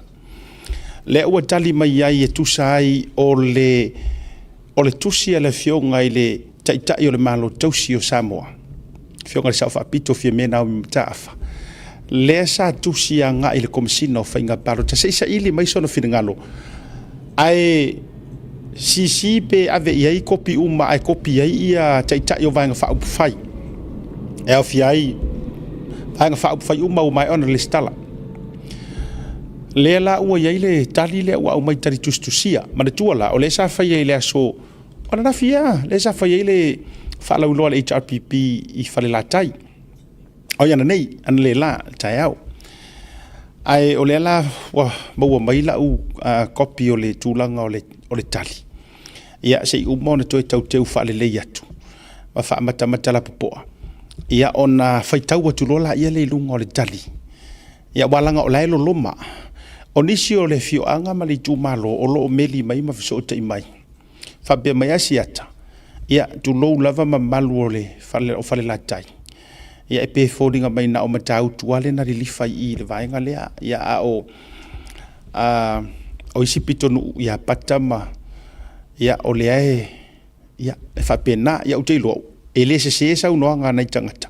A walanga wala vala le tau sila tu wana le la te mila no watua i le whaalau iloa. Walanga sau expecting ar matua tomu sai.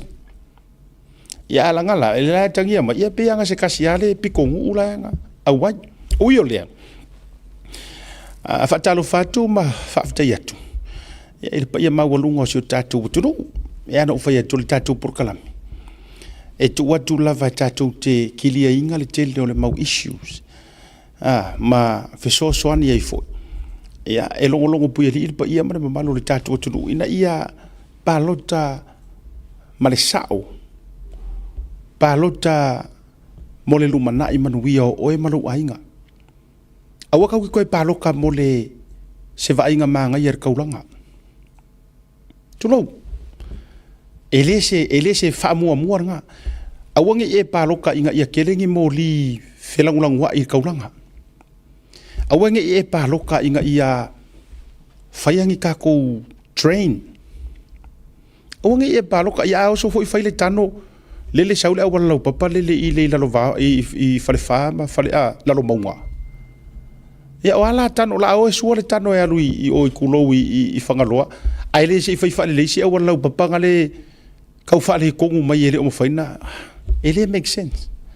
So o le toi whamana to le ala le nai lai no unau. Tulo. Leanga o tele o whai atu nea utala.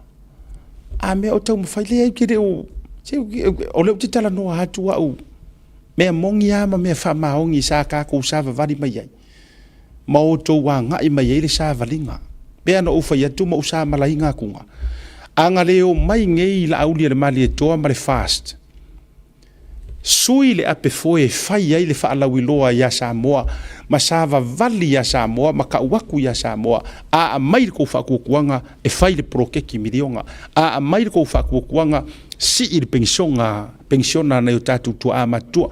A mai ko whakuakuanga o le a maua pengi fiki kau kupe mo ila tau e mana onga tu mau a mai ko fa kuanga o le apa upa sese fe malanga inga foilele ar malo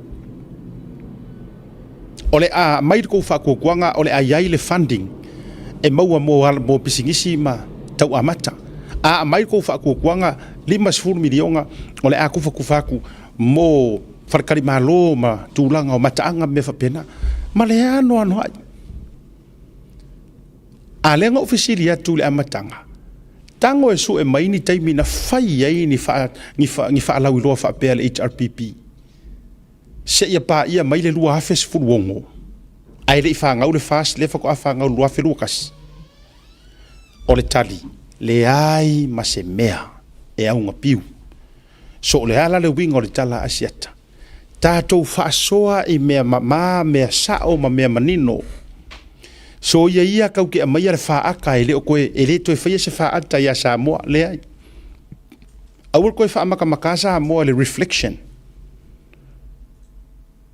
ka ko sa va vali lo le tino mai o mea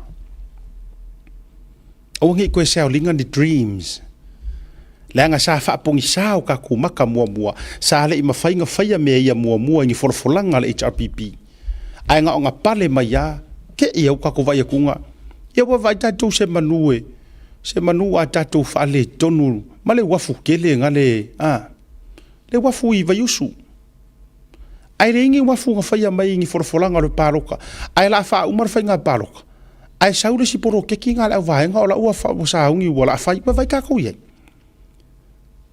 fai sa ki koa fa kaupe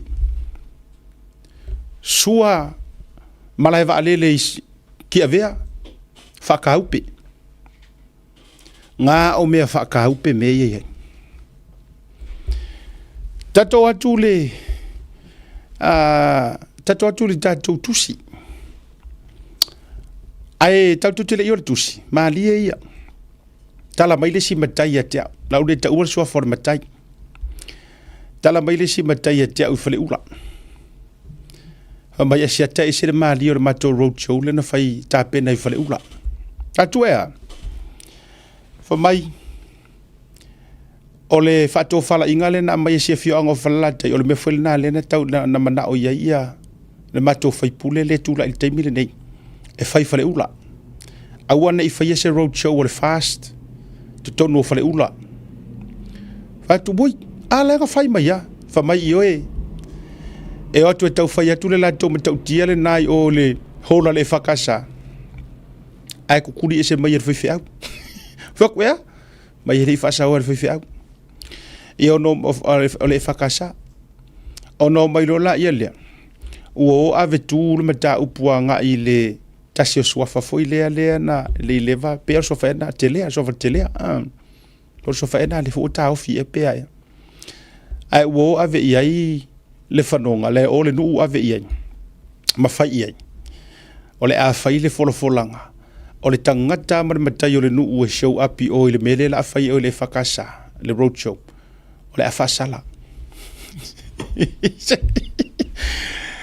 ka fio lai li fai nga a minga di o fai nga ya a ming o fai nga ya mau kikia yo o fai nga ya mau o fai nga ya a Putin ia o fai nga fo ia Xi Jinping tai ia le fa ko mengisi ai fa fetai olo o yai tangata mi o tonu olo yai tangata tu to la tu lo to ile ko ko fa dia lia vale tu lo wali ai olo yai ni to ai tau tal pe ar fisi o ko yai e a se ko Israel angol fisi nga ko yaka o yai e a se ko Israel u se ma fe kau eoi or me foi la na tate fisilia tu ile telo isi fio anga ia wo fa pe nei wo tu panga no ma fa tau talangia fa pe fa ingor tofa wale yai e a se ko o yai wale yai se ko fa ma se ukanga a o se si la ver mangingo la ia o ngai oringa nga mo mai ngai fa le urala to o yo le fa tai o la na tato wo ile tusi o le tusi le o tali mai fio kom sino fa nga palota afionga ia ile no foa fa lo longa o le fa fitu ia wala inga tu ana ia sauro malelisi o le fa lo longa nga yai lope tasila tala tonu le ala itano moa ta alili na nai fa manu anai poutrimati tiatala misa atapana fa lava au moa fio anga o fale la tai mata upu lau papa fa ilo matau au fianga mo le palota I le ava tele pa le whaaloalo. E whaatalo whaatua I lo tau pa ia mare mamalu le avea. O te fia whailo atu ua tō ai mai le ofisa nei. Le tusi a le taitai o le vaenga whaupufai a le Samoa ua poto po le sap. Whaatasi ma se ata o la o tau tusi sa tu inatu I le fionga I a fia me. E winga I le mata upu ua ta uilunga. I oe le pa iae o whaaloalonga o le whaarfitu o le ainga taua ana. O upu a masari ai Samoa e soa manuli ai le soa manusina. Pe a manatu lava I le whaavae o le malo Samoa ai maise o tu la fono umai pui ai Samoa toa.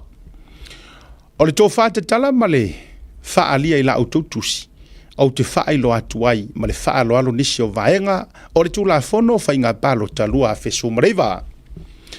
I lalo tu la fono au tu o whainga palo talua a fesu mareiva ua tuina atu ai aia ma le sao lo tonga atu atua I sui tau vā I le palota e whai ai whato sina I totonu o la tu malo ma so o se no fuanga e fina ngalo iai.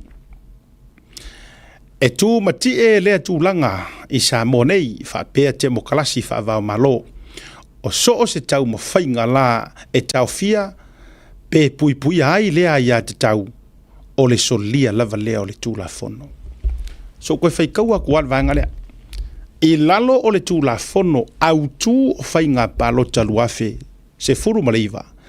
Ua tui nā tuai ai ia. Male sa o tonga atu atoa. I sui tau vā I le palota.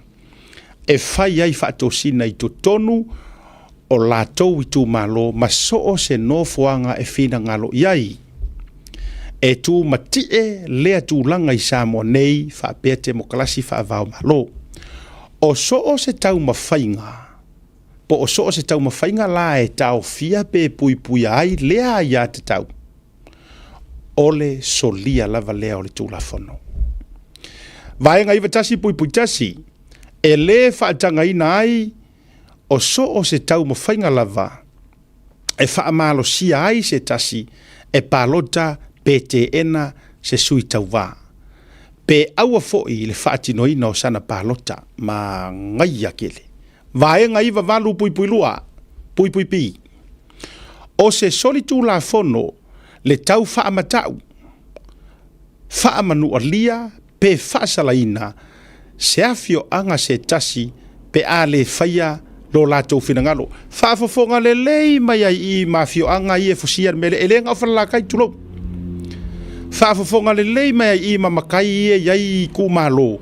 Lea kau a maire kou whaasala sala. A o whaafofonga e fo ika ngaka I e kukongo I kumalo ia. Avere kula fonga. Awar kau fia avere kula fonga. Ioi. Awa are kalo ka fo ila awari ia. So le ele sala mo ma se ka fia le faingu whaapea. Koe la kul vaenga lea. Vaenga iwa valu pui lua pui pi. O se solitu la fono le tau whaamatau. Whaamanu alia pe whaasalaina. Ese afio anga se tasi pe a le whaia lo la tau finangalo. Vaenga tonu. O le vaenga iwa valu pui lua pui si. O se solitu la fono le whaalaveina pe tau fia foi e so o se tasi o le whaatinoina o a iasa o loto a se tangata pa lota. Kako whasolo. Oke lo wa makalanga kau melo tang lo fa peisi makai fu ele kau fa ngare maso woi. Ia lale. O le sori kula fongo. So o se tangata e solia le tula fono e iai fo I ungo le sori tula fono o le whaasala. Vaenga tasiri matolu a. Soli ngā tula fono lau tele. O se soli tula fono le tangata na te whaalaveina ngā ruenga ma le whaamalosia o le tula fono whainga palota e le komesina po o sona sui tofia I to tonu o le vaitaimi o le whainga palota. O le vaitaimi o le whainga palota na amata mai I le asasuma le tasi o Iuni 2.5 e whaamuta I le mai ai o le whainga palota tele le tunu I le asarusu marivo au kuso 2.5. I to tonu o le vaitaimi o ngā ruenga e au fiai le a ia whaale tūla fono a se sui tauwa e whaatino aila na whaato sina whaalawi loa I to tonu o le nou ma le tū malo. Tau au ina tu o pepa fa la wiloa e tu ina tuai fa matalanga o resu i tau va fa au ngā ina o lau papa fa ilo ilo e tu ina tuai le ata o resu i tau va mama ta upu o fina ngalo resu i tau va e fa ilo atu i tangata tau talanga tu ufufonga pe o pueina fa ata po o launga e fa au ngā ina ai so o se ala tau feso te inga o mawhai o na maua e au fiai masini fa electronic. I oe le pa iae, i le nofo a whaalolonga le ainga taua ana, na ona mātou piama, a ua suruia le pangi i le tofa ma le whautanga. Mātou te talo atuai ma le whaalohalo, ia aua ne i uu le tofa, ma le uta i le loto i fale, o le tāwhawha. Whaia ma le whaalohalo, Whaia ma le whaalolo tele manuia le alo atu whai ngā palota soifua. Tole a foa, tuia Felolo A. John Stanley. Ko mesina o whai ngā palota. Ia, avatu ai ma ila tau o le sao fia le tusi le dei, a fionga fia mena au mi mata afa, te itai o le sap. Sunga tula epa sa ilele maria le ngoi, te itai o le HRPP. O kopia kopia e la tau ia o le sau i o le tō wha la auli ia whapea ta ita la ua wha maui o le sunga la auli le mali e toa po la te i vau le ua tia fosi smet ta ita i o le fast tō wha morio o pio morio o ta ita i o le TPRRP o ka i kere ngai mangai pieri TPRRP ia tu mua pule ia ngaka ilo nga fo imoro umala malama po ICRRP ngai a fionga fa o sa katopau ai no u tai tai o le SLP a fionga bapali i mali e tau mali e toa tai tai o le SNDP one of the original party tono Samoa a fionga mayava Robert Patrick Oswald tai tai o le STRP oko e ar kusir nga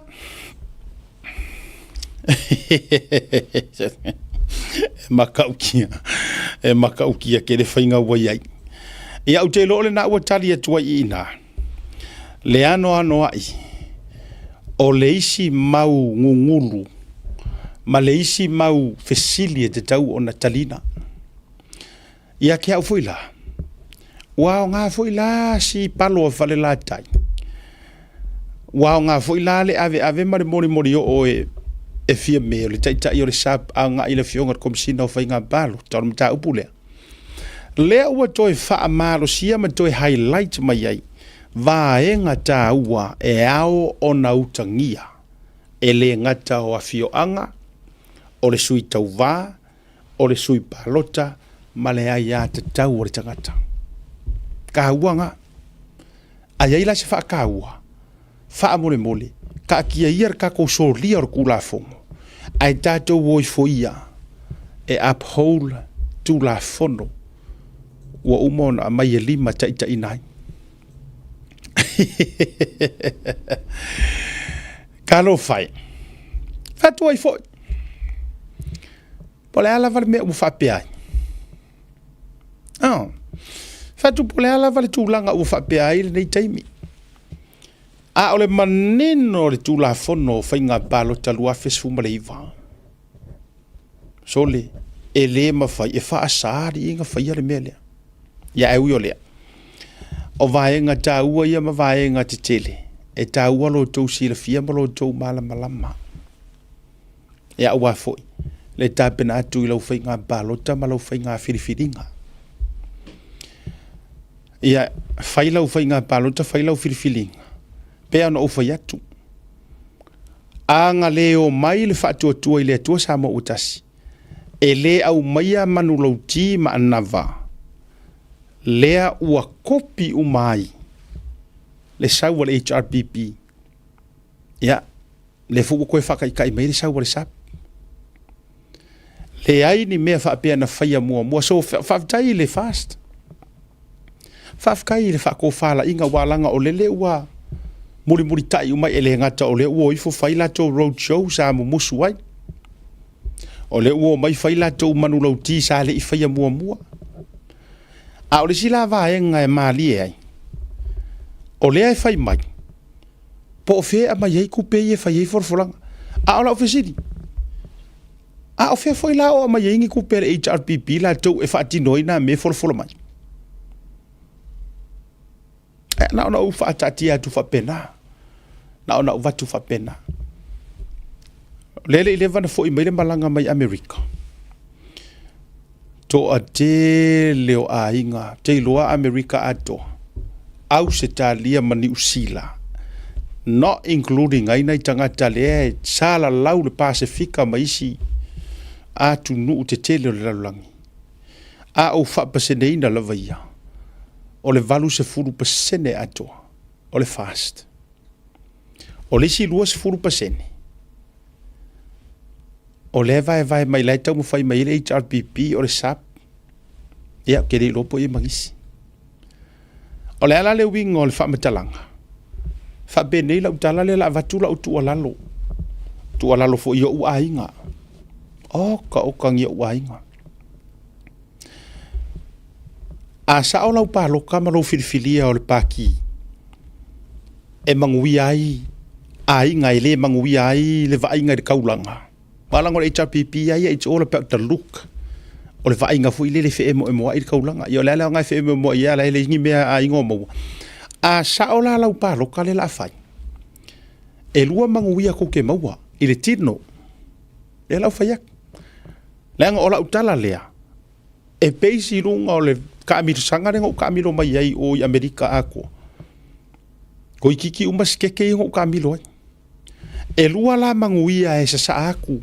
Mo le isi rima kausanga. Manguia mua. O le manguia o le malo. Yes. Lua milionga. Pepe fou o le a whana nau mai. O le a maua i le masina te itasila. Up to 3 years old.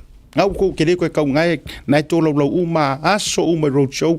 Le foi ala ngai lau le ma le tō te mili nei i sanga ngarua. Ai toi foi mai lau tala i manuia i e lua. Manguia mua. O manguia sa aku e whainga malo. A o le manguia longa lua, o le manguia sa aku e o kou ainga i fafu. A wā o le matua i fia o kou ainga. E toe sifo aku ma koe sanga i aku. Onga o lo kou whaia ma le poto, whaia ma maroto utalia, o le lato nauna watu. Leanga a whai o le mau ke whiola i atunu, ma soifua i atunu. Oka ngiava ngoa o wha manguyanga. Onga o le lelei o ka inga malo. E maua pengi fiki, e maua pengi sionga, e maua alaungi, e maua kele. O le anganga fo i lea sa moa le mau ke manganga o e kakauonga avatu. E introduce aku ia ke ukou. E ala i se taita inga, a se taitai. E malama i le kua inga awala lea. O manguyala nga e rua le o ke fia manga o koe wha mamafatu. Ai o le manguia sili. E au mai e le akua. A o le finga ngalo le o le atua leanga e ala mai manguia o le atua. E ala mai awala e rua i o ke whai kua i mua. O le a ifo le fuingeu le lapalapa. Fa mai maa vai ngā le keingeu. O mau penei. La uru no fo vale ane. Na fai ila na tama. O mau pen ilo na fine o mau penei. Fa mai.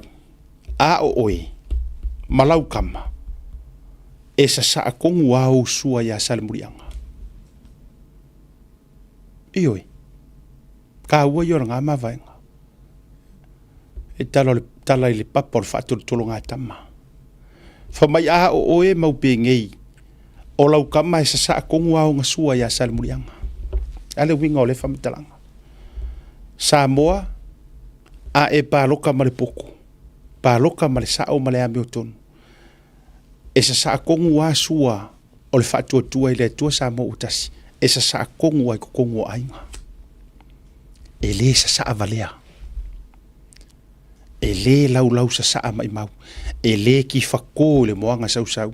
E le sa ingi kanga ngi kangaka e kauange ai. E le sa ai kangaka e kuku mai mawhai pisingisi ale HRPP. Ai e sa tonu lava ya salimurianga. Ma vai nganga whai sala whai. e sa akongua e le atunu o Samoa. Ia. O ngā saungi aku fo ila ia lea o ku ainga ma Samoa ia ku hui fafo. E to e sa aku ilunga aku ngā manguia. E oi. E oi se ale fia mongi ala ukala. Oi se ale fia koe la forku pe Samoa wa ngā vili mai ya. Siaka. Ia ngā ongi ngai povi ngai fia whakau lewa makua malu ka kopa. Nga umale pa inga ren kengi. Ele ilava nga koso mai e ke le fangua ele ilava sa ka uki alela wa 2 milionga. Oh la se pa wa makua maru. Ko ia ongi ngai ka angoa ngai mai whakaka airo ko. Ava ila ia. O le matua fia o asiaka e so e mai fia ka o le povi. Ava ia. Loke wa kua whakai manguia mai le malo. A o le lau sa aku fo i o loko ka ngaka i fafu. Okay. Ale so e fun ka angoa ngai se sfuru. Mai vai. Sau le manguia mai o le malo. Aluaku le manguia mai fafu. O ana o le tau faitari soa e pio le tala ile. Eyo. Ai a fai ngei. E umange. E se e tia fo i tātou. I le ka amimilo a kua kanga kupe ia la ka amimilo le pō muri o le whainga pāloka. Walango le tactic lea le HRPP ngo upo uloa. Awa ilo ke whea kusaka komiki ei fo. O le koe pō muri a. Ai koe ka amimilo lo makama o kamanga o taxi ngam ka vale. E wheo ai koe ke whiu e kirongi ave ka vale. So solo kui vai fale. La u koe kivi o e kai muri. A e se e kia ai. Sa ilor kalare. Sa ilor kalar kusmai. Iyo e karo fai se o le ale fai mongar ko le unua i koe kuku.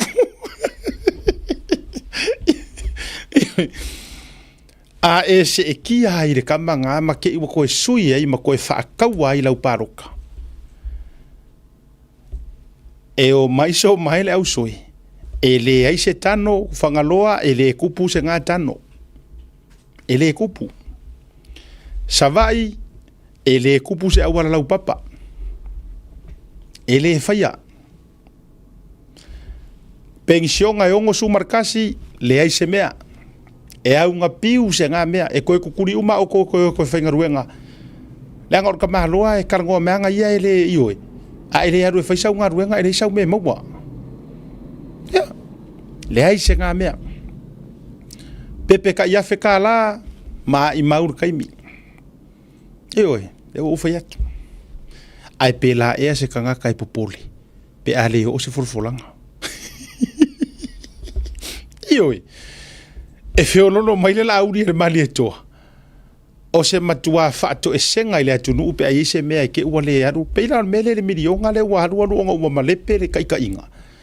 Ele i alo ale la aule le mali e toa e whako ese le akungu. Ale ua le kaungu le pāloka fo i le online ma le pāloka le nku e whailenga forfola mo matou. Ele i alo pe au ngata le la aule le mali e toa e whako ese ma whaamalia ka ngaka. Le anga o iwa le mea wakupu. E oe. A o kama se sela. E sa o sino o makua e ave istu i whare vale pe a seu whako e le whako ese a maa rua e le pau down i sis e oi e ngā o ngā umma ua kūra i mai e koe whesiri aku i ngai ke ngeki fo i e a ngai ka ke ngeki ua whanga ngau vātua i la tau pepe fo i ona ua whaasala sala masasi le o langa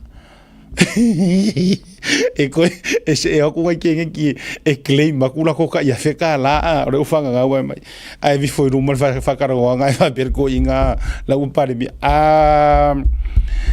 o vaenga i ana folfola au ane i whatalonga i vai au ane whatalonga i vai me ia e moni na folfola ai le se mea kukio mai kuka alo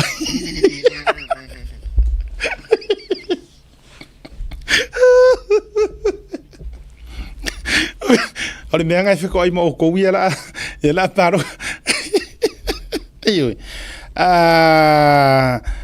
Ole tau au tau. e se e atu whaavai te whea, le latu tupe, ai so na whaia yo tau o langa, whasanga iro marko inga o ke ngia makua, a oi ni matua nei ta maiti, mele te whaia tuai, tu une ori pinko, tu une ori pinko, whewhewha i solo de pinko, le whaia ni lotu, e lai mama i mai maku whangau, ala kau o kau ora maro kau si peper melea, ia,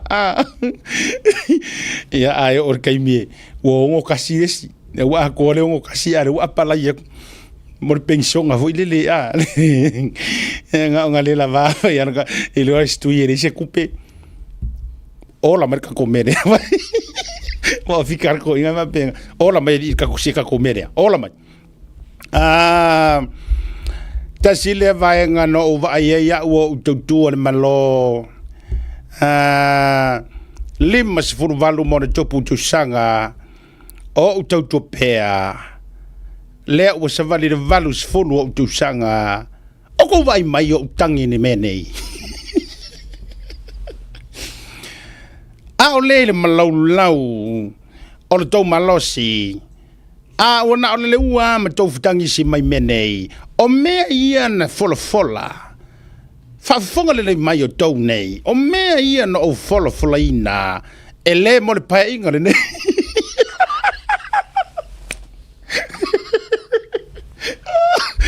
Oh my God. E le mo le pae inga le nei. Ioe. O tau wabalanga e kamiro marka malo e eski wafo ko inga o le makua le lei o le moro sai stepa. O tau malama le lei. Mau te o mai te tonu, le ano a i lai talafu. Por kai le fefe ku wa i ala auti. O mea umei na fola le li lea.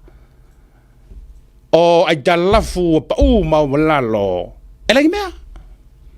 O le la mau te o mai, se i tau toe pou.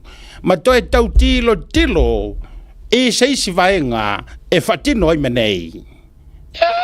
La ko mai tau te nau no mai pension ono tasi a o le malau le malosi o mea na o fola ina e le te tupu i le pai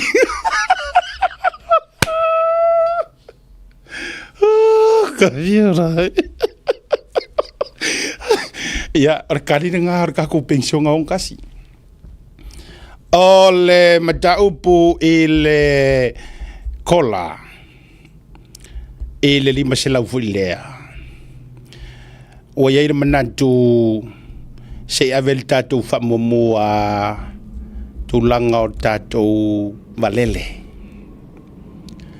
o le melea Samoa o le tatou lima se lau kola o le ase i toi tulai mai le i ta pipi le isi tatou pa inga o na whatau no ulea o le kola. A mo te teimine nei se i tatou va ia tu le toi lipe ina o le malai va le te vea.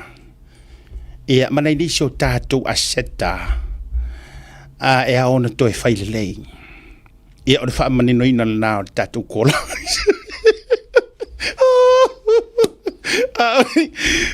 Kia ko mari pese. Kia ko mari kinga ingo skamo singa pie faile pese. Sorry. Ka viola. Sa wali kula imaya ele ingo orka.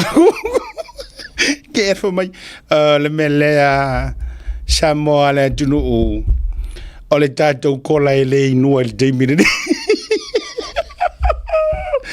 O le tatou kola e le vaveinuina. E tatia pea le tatou kola se i fatu a inu le. Oh my God. E o le mea le la kupu. O le ua utango e tau matua. Le tu ai ngā vai ngā e ono tupu. I le mea la au kau mwhai ko ke paroka iai. E oe. Whai udo lau tala. Whato a o wa aia lea I se whai ngā malo. E o a fo i New Zealand. A kula utala lea. Tato tau mawai. E o lava fo i New Zealand. Te loe o ia Amerika ma Australia. O le tele o vaenga e fola e whainga ma loe whai. E uma e se lato paia inga. E nga o se koru se furu pasenge mai se lau pasenge o mea fola. Even up to e laki a ai au se lima se furu pasenge. Ni mea e mawhai o na whaatau nuu mai folanga. Mo ia. E o yang New leu ke whai aku. Le anga ngara kai koru kau sanga mwhai palo ka New Zealand. Kai whakau sanga mwhai palo ka Amerika. O le kele o isi folanga i e whai e kai. E hepe na kua nga i le lima, ongo, fiku, valu, iwa, sfuru, kausanga. O le ana mafu anga wo whai atua i le tala lea. Ai whaatoa o wa ai lea. I se whai ngā malo. Ngā o mai loa fola ni folanga e sui ai Samoa. Pe a avakur whaakukuanga Samoa ia latou. Ai na tupu pe silia i le valu se fulu pasenge mea ngā whaia. O ai. F-A-S-T. O le fast. Yes. Makua i le kokia. Paua me e le i whakaungu ua. O le whaamae o le paloka. A whailenga uma ngā whai. Ma whainga e la koe kere skala ma mea uma. Ai ona ua whaale kongua. Koe whaale kongua le mea fia mea marangai kainga. Ana le whaale tonu.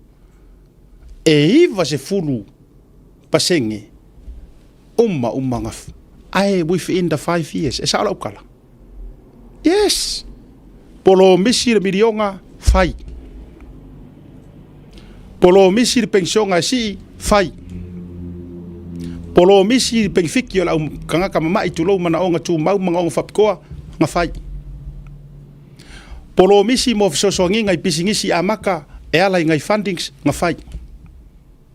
Polo misi e mau fisosoangi ngai mo meo kulisi hospitality ma ila nga whai. Nga polo misi o le a koe keu le leile whainga o kulanga o ngaruenga whaavaikaimi ma kulanga uma nga whai. Polo misi kulanga o nga whai. Soifua malolo inga, oa, kele o mea ngawhai. Alo te vet, polo misi de swing o le whaavaya e mai se fo i o koe whaafo inga kulanga o pili fo i e ma vaenga, ale ngawhai. Ale ngawhai. O re ka ngakanga koe rueninga ma whaaleanga a koa mea ia. Tu loua, o le sa avea ma kai ir fast. Para mia. She ruined the 100% record of fast. O ngai leile loko, ua le pui alonga loko. O le issue ma le problem le ngā kupu le kai o le fast sai ai. Ua lei o ngā leo inga o longa loko, ma fua i sea. Ua whaalongo ke le ku umumusu ma le leo le whai aku. E le angola audi a oi. O oi o se keu funga la au. O la audia ngai pandemia. O leo ia. E sili akule vi ia ele aku o la audi ngai ro oi. O oi ayo se keu funga la au. O inga faale konguai. Ko kongi ai kalafu. This is one of the biggest thing. Palasi lalo ova mar pilionga pe pilionga ai kalafu. Paka sau lalo fia fiku se lau a milionga.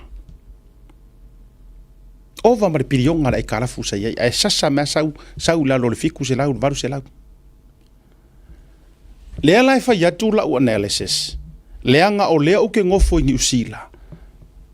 O lea fo i masangi ngā lui Amerika ma au se kāria.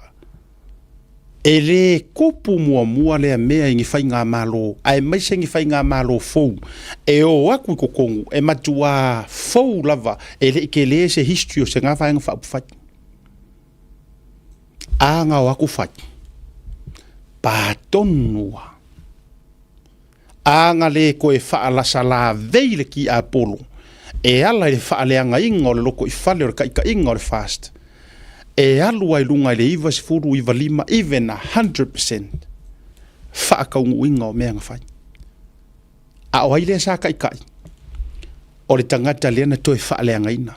Samoa, fika mai lai oe pe fa masingo mai lai oe o afa pe anga o pale mia sa o lauli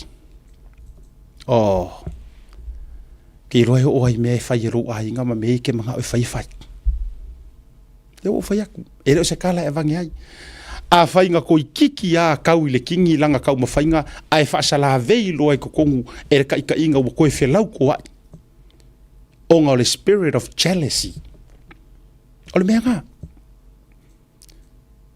watu itu iaku e wo fia me maonga kau ainga mara ikua ngai wa ko iaku ale loko o le sa fa piko wa i ua ya inga kafiri sau ngoa ai le kulanga o le felau ko ai ko e fleanga le o longa loko ya la audi instead o le la ku fa kasi ku mau fa kasi masava vali e kau de kingi vai ka kui la na le no fa te wolunga i fa so le ne fiafi le fa ma de mai le fionga ya na losa wale tala fia ngai ono le tulanga le roadshow ya ma ne fo pena te fa yet or ka ko wa fa so e mai le tua le ai te tau male so e mai le me ai e fa so ai e a mai ya le topic anoa a o me ya le fia fa fonga le ku le ngai ko ki maka i le upenga ko e maki ai lau sa valinga a ele fia ia fa marulua amu ia o ia pe fa pe ngai ke mangu a fa ke sira fia ngai ke mangu ia le HRPP fa ka dia oi o le mena yo le me tau oi a le wo fa ia ku mangu ia lua e sa aku pe fa pe ko ku la ile fast o le mangu ia mai le malo nga ile ku male manguia e koe avaku e o ainga ma tangata i fafo e koe se sa aku e fau popo i rumo ngā manguia a ua kuai mai le poro keki ma mea nga e karikari ai a leua e vili mai lo ainga i fafo wafo ilanga lenga i loa ua mo kuru fasa e parokai a leua e vili mai si ata fa mole langa o kuai mai kuan mako poro keki ma vaenga fa pena ia a le fia mo mia ngai vaenga ia va o ai se a le fia ia me foi le lengo kai lo le lengo ko wo uma ko palo kai me uma e lo le kola le pelenga le afer pepe ai pela o cash power e fa ya kur fai pule lenga e palo ka ia i wa aru ai uma lai pe marke fongi e pia o kadia e ke fa sanga mai foi lai lo ai ngai fa e nga ole voice me ole no mirasa evidi ole no mera sa Evelina e le o toi fa o ngaina pe a male lua masina talu ai talu na uma wa fa le nga le voice talu a ona se la palota ua le to o lai lava male na numero tawalunga le por kalambe mai ta fa silanga fa mole misa o fa silanga ya to e fa mana tua i marita so fa na talo fa a to ngolo no super lima tu sanga o le sunga ya e saumuas talo fa o no super lima happy birthday brother ya po lo sunga fo fa dai le tu sanga tele anga e ngofo i Samoa o si ki ala pension a manu ya to fa popo le tu ni si tu sanga ya fo ile malosi tu ai pe no ai ngam le kalisia familia tu lo suma lim tu sanga ya ile so to e fa mara tu fa silanga dei Hawaii fo no tanga ile suma fa o kuso lo firu suma lima fo no tanga masani ta le lima ile afia fino fanga o no suma fitu o lo o Waialua Beach Road Waialua ya tatu fa silanga na le si tatu siva o le matua te le tatu siva yo wai nei fundraising mo tatu sui to va siva la lea e tau tu mo tatu sui mai fale la taima sama tau tele ai Christian ausangi so swani le fa moe aso to nei ivo aukuso Banksia Carden Broadmeadows Mount Fowl Band me le pone la le tamale io wala ngo Mount Fowl ngai me le pone MC se uso ia malanga falani tele ai mau masunga tele ai mau ko rua MC tu vai tu i ia mo foi ta jo wa siva sa mo ma prices o le sili o le afo manufata por po ama perupovi pisupo se pisupo le lua ma le perupovi ia tolu fo pus pisupo ma nena I fa ilonga lango fa mo tasi le tatu sui mai fale la tai ia ma samatau la sona uta ulunga le si tatu siva la ukama mole tofa por fitlenga e masina lupe letu avao makesi masina lupisi Grand Burn Community Hall o le afaya le siva le fanga mafale a se la aso farai le mua o kusolo nuinga o asta e au lea a te au le tatu siva le tatu pala uma iai pe ia e iai le fionga le faipule le salongo ma iai lana siva lea ia a lolo fane le fa moe tasile a tatu sui e toa le loto ia o se to foi ia e fa le furu pe a feta lo il tatu vanga fa fai lango fa moe o le sui mamalu ia masina lupe le tua vao makesi masina lupe e na I le Grand Burn le so te au o le sila siva o le siva mo le fionga ia tupai o to fa tupai sai masi John Mathis mai a foi leo na so ta ia tule lo fionga pla te vao Teo Anthony e iai le tatou fiso soani mai mo fa mo lea mai America Victor Vio lolo fief so ta ia tu pa uia te ule le taona le la mai uma fa tatou so ta inga e iai le fiso soani e fia au mai America ia mo le fa mo le fionga ia tupa ia o lo ta mo sa fata lua fa tai tam fa nau a le tu malo ia le loto nu ma le anga le lei ia tatou filo ai o le aso tonai talatu taiao ina le address le na I melepone address Springvale Community Hall ia fa solo bena inicio tatou fundraising e ia le fundraising le aso tonai nei ai nei la New Zealand le wa ia tatou I mole a fionga ia napu sevete I fuimono o le tatou posiva lea I le aso tonai nei aso lua o kuso I le hola le fakasai marewa te talo atu sa fata mua sa la momu sa napu sa tawa maloto fanga tatou feilo ia I le fa moe I le hola le fakasai marewa we mouth ia I le afiafi mo le posiva soso ni ai le fa moe o le fionga ia napu seve te I fuimono ia papa kiula lea mo le aso na I lava I le au ia o le seleni fo ia mau e soso ni ai fa moe o le sui fa olioli mo le tu malo palauli tolu e o fiai fa ala vai to muli vai loa ia ele tatu papa kiule fa inga le oats aso to na I tauna ready por se fulus fu bretasi ia lo sao ma lo so ni wa foi tau mo fainga e o se seleni ele na ma le laina ia le tofio palauli le fionga ia yo le pete Tony ia fa solo pea o le tatou fa sisilanga lea o le fundraising lea mai o I Las Vegas I America Las Vegas o le tatou fundraising lea o le sailinga o le amio tonu fundraising e mo o mia e fa mai au mai tatou tusilulu ta ua la le tatou fundraising lea fa mo le Las Vegas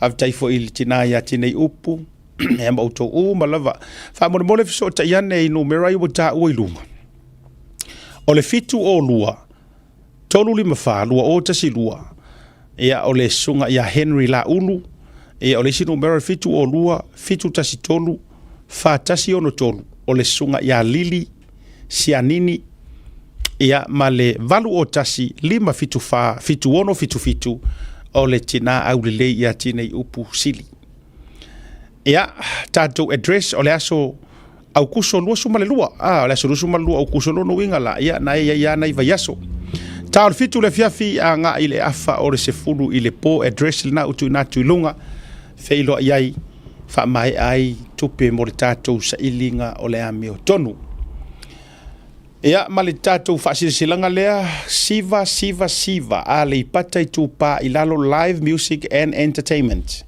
fa ili tama mo band exclusive live floor show with Loretta and Maretta.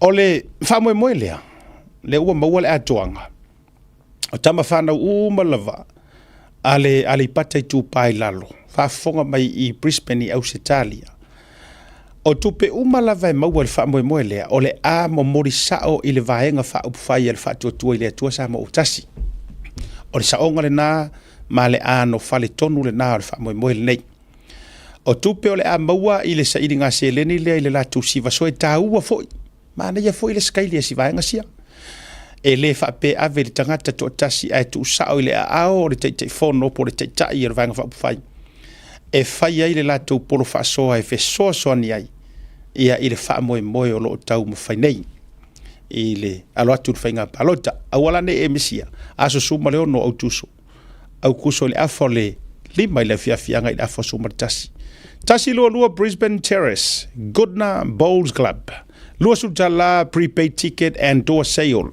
sefulu tala heavy saba gas bar available strictly no BYO Whaftai Elizabeth Green ia ma le talinga ia so olo maa no mera ua ta ua ilunga ia ona whasifola ia mori lau whaftai ma lau whamalo o le whaiunga reverso de jet nei sa umusa ai si o mātou mauta ia ma le malai fono si o mātou nuu sa tupaitea o mauta fo o si o mātou ainga a o le malai o le tō ainga o tō mua i whale toi sa mai ala le umusanga i le aso whareile lea na te nei o le vai aso lea na te ia e ai la te ia tau te sila mai ai mai o na toe whaale leia ia le maota po le malai ia o le malai tau o le nei e whale toi sa tupa i tea si o mātou ainga au te manatua si o mātou whale le maota sa iai i le teimina whai ai le mātou nofo. Lua fes furuma le lima sa au nofo i le suafa asiata manisi o suafa o loo. Tautua manisi le tula i mai le atalea. O ke manga kua, o toe whamanatu mai asiata no au sala i te au na ua mawhasoa. Mawhai mai. O e kongu a lenga whailau whamanguia. Ma e whai ai se lui na ia fausia se mauta fau. Ma langa o si mātou mauta sa iai o mauta tuai, i wharekoi. Tau te sira fia i fo la siata le tau tala tula siata mai anga fili i wharetoi. Ina ua tapala uipu ra mātou sau whai le lua fese furuma le lima. O ua tangatala i titi sa iai. O lau whaamanuia avale sa whai. Na whai lau tala. O le ale ini fola ngai tūlanga o le a ma le a. Ai se me ave i le wha mua tātou uma ia nofo fou i arangai kaiminga. O le ute vai atu le tātou maota. O le malai le ngai o wharekoi. O le kangua i le whangu o le malo ngā whangua. O le ko ainga o kumua. E ongo i ai pule e wha i ai kumua. Ai tālo whae i le maota. Ia e vai atu ai le nā teimar moka kuai sa whai ngai ko i inga o whailangi tele na whailangi le volonga. Ai so ka kou sao le lei. Ka kou whia se moka fau. Whaafetai ai le loto i le nofo whea lolo. Ai meso sio tātou ainga suli ma whioi o e na tongi aso. Ia malalafo lo tātou wha moe i le atua.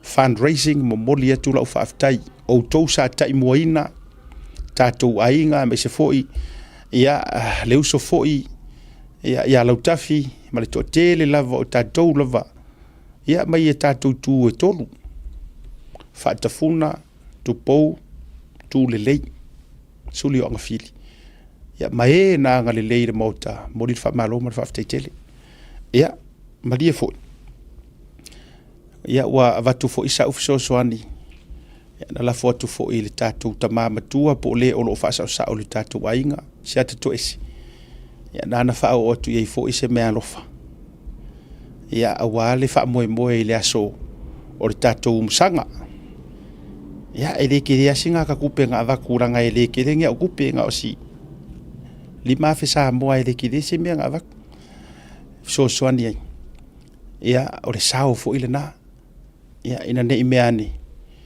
ua whaapea mai si o tātou ainga mai se fōia o le nu.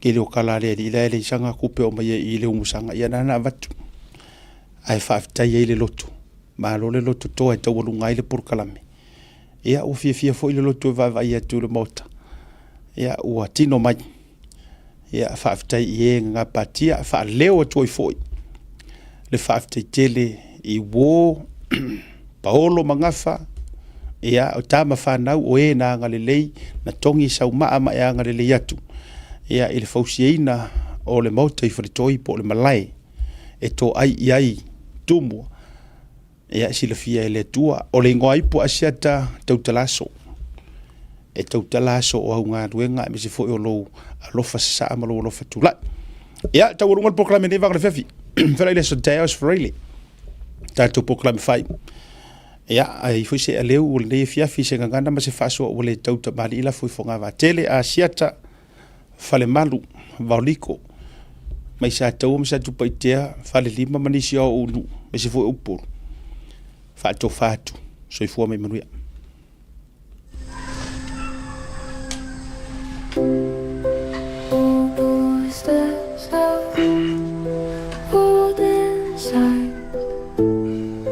Hearts cry.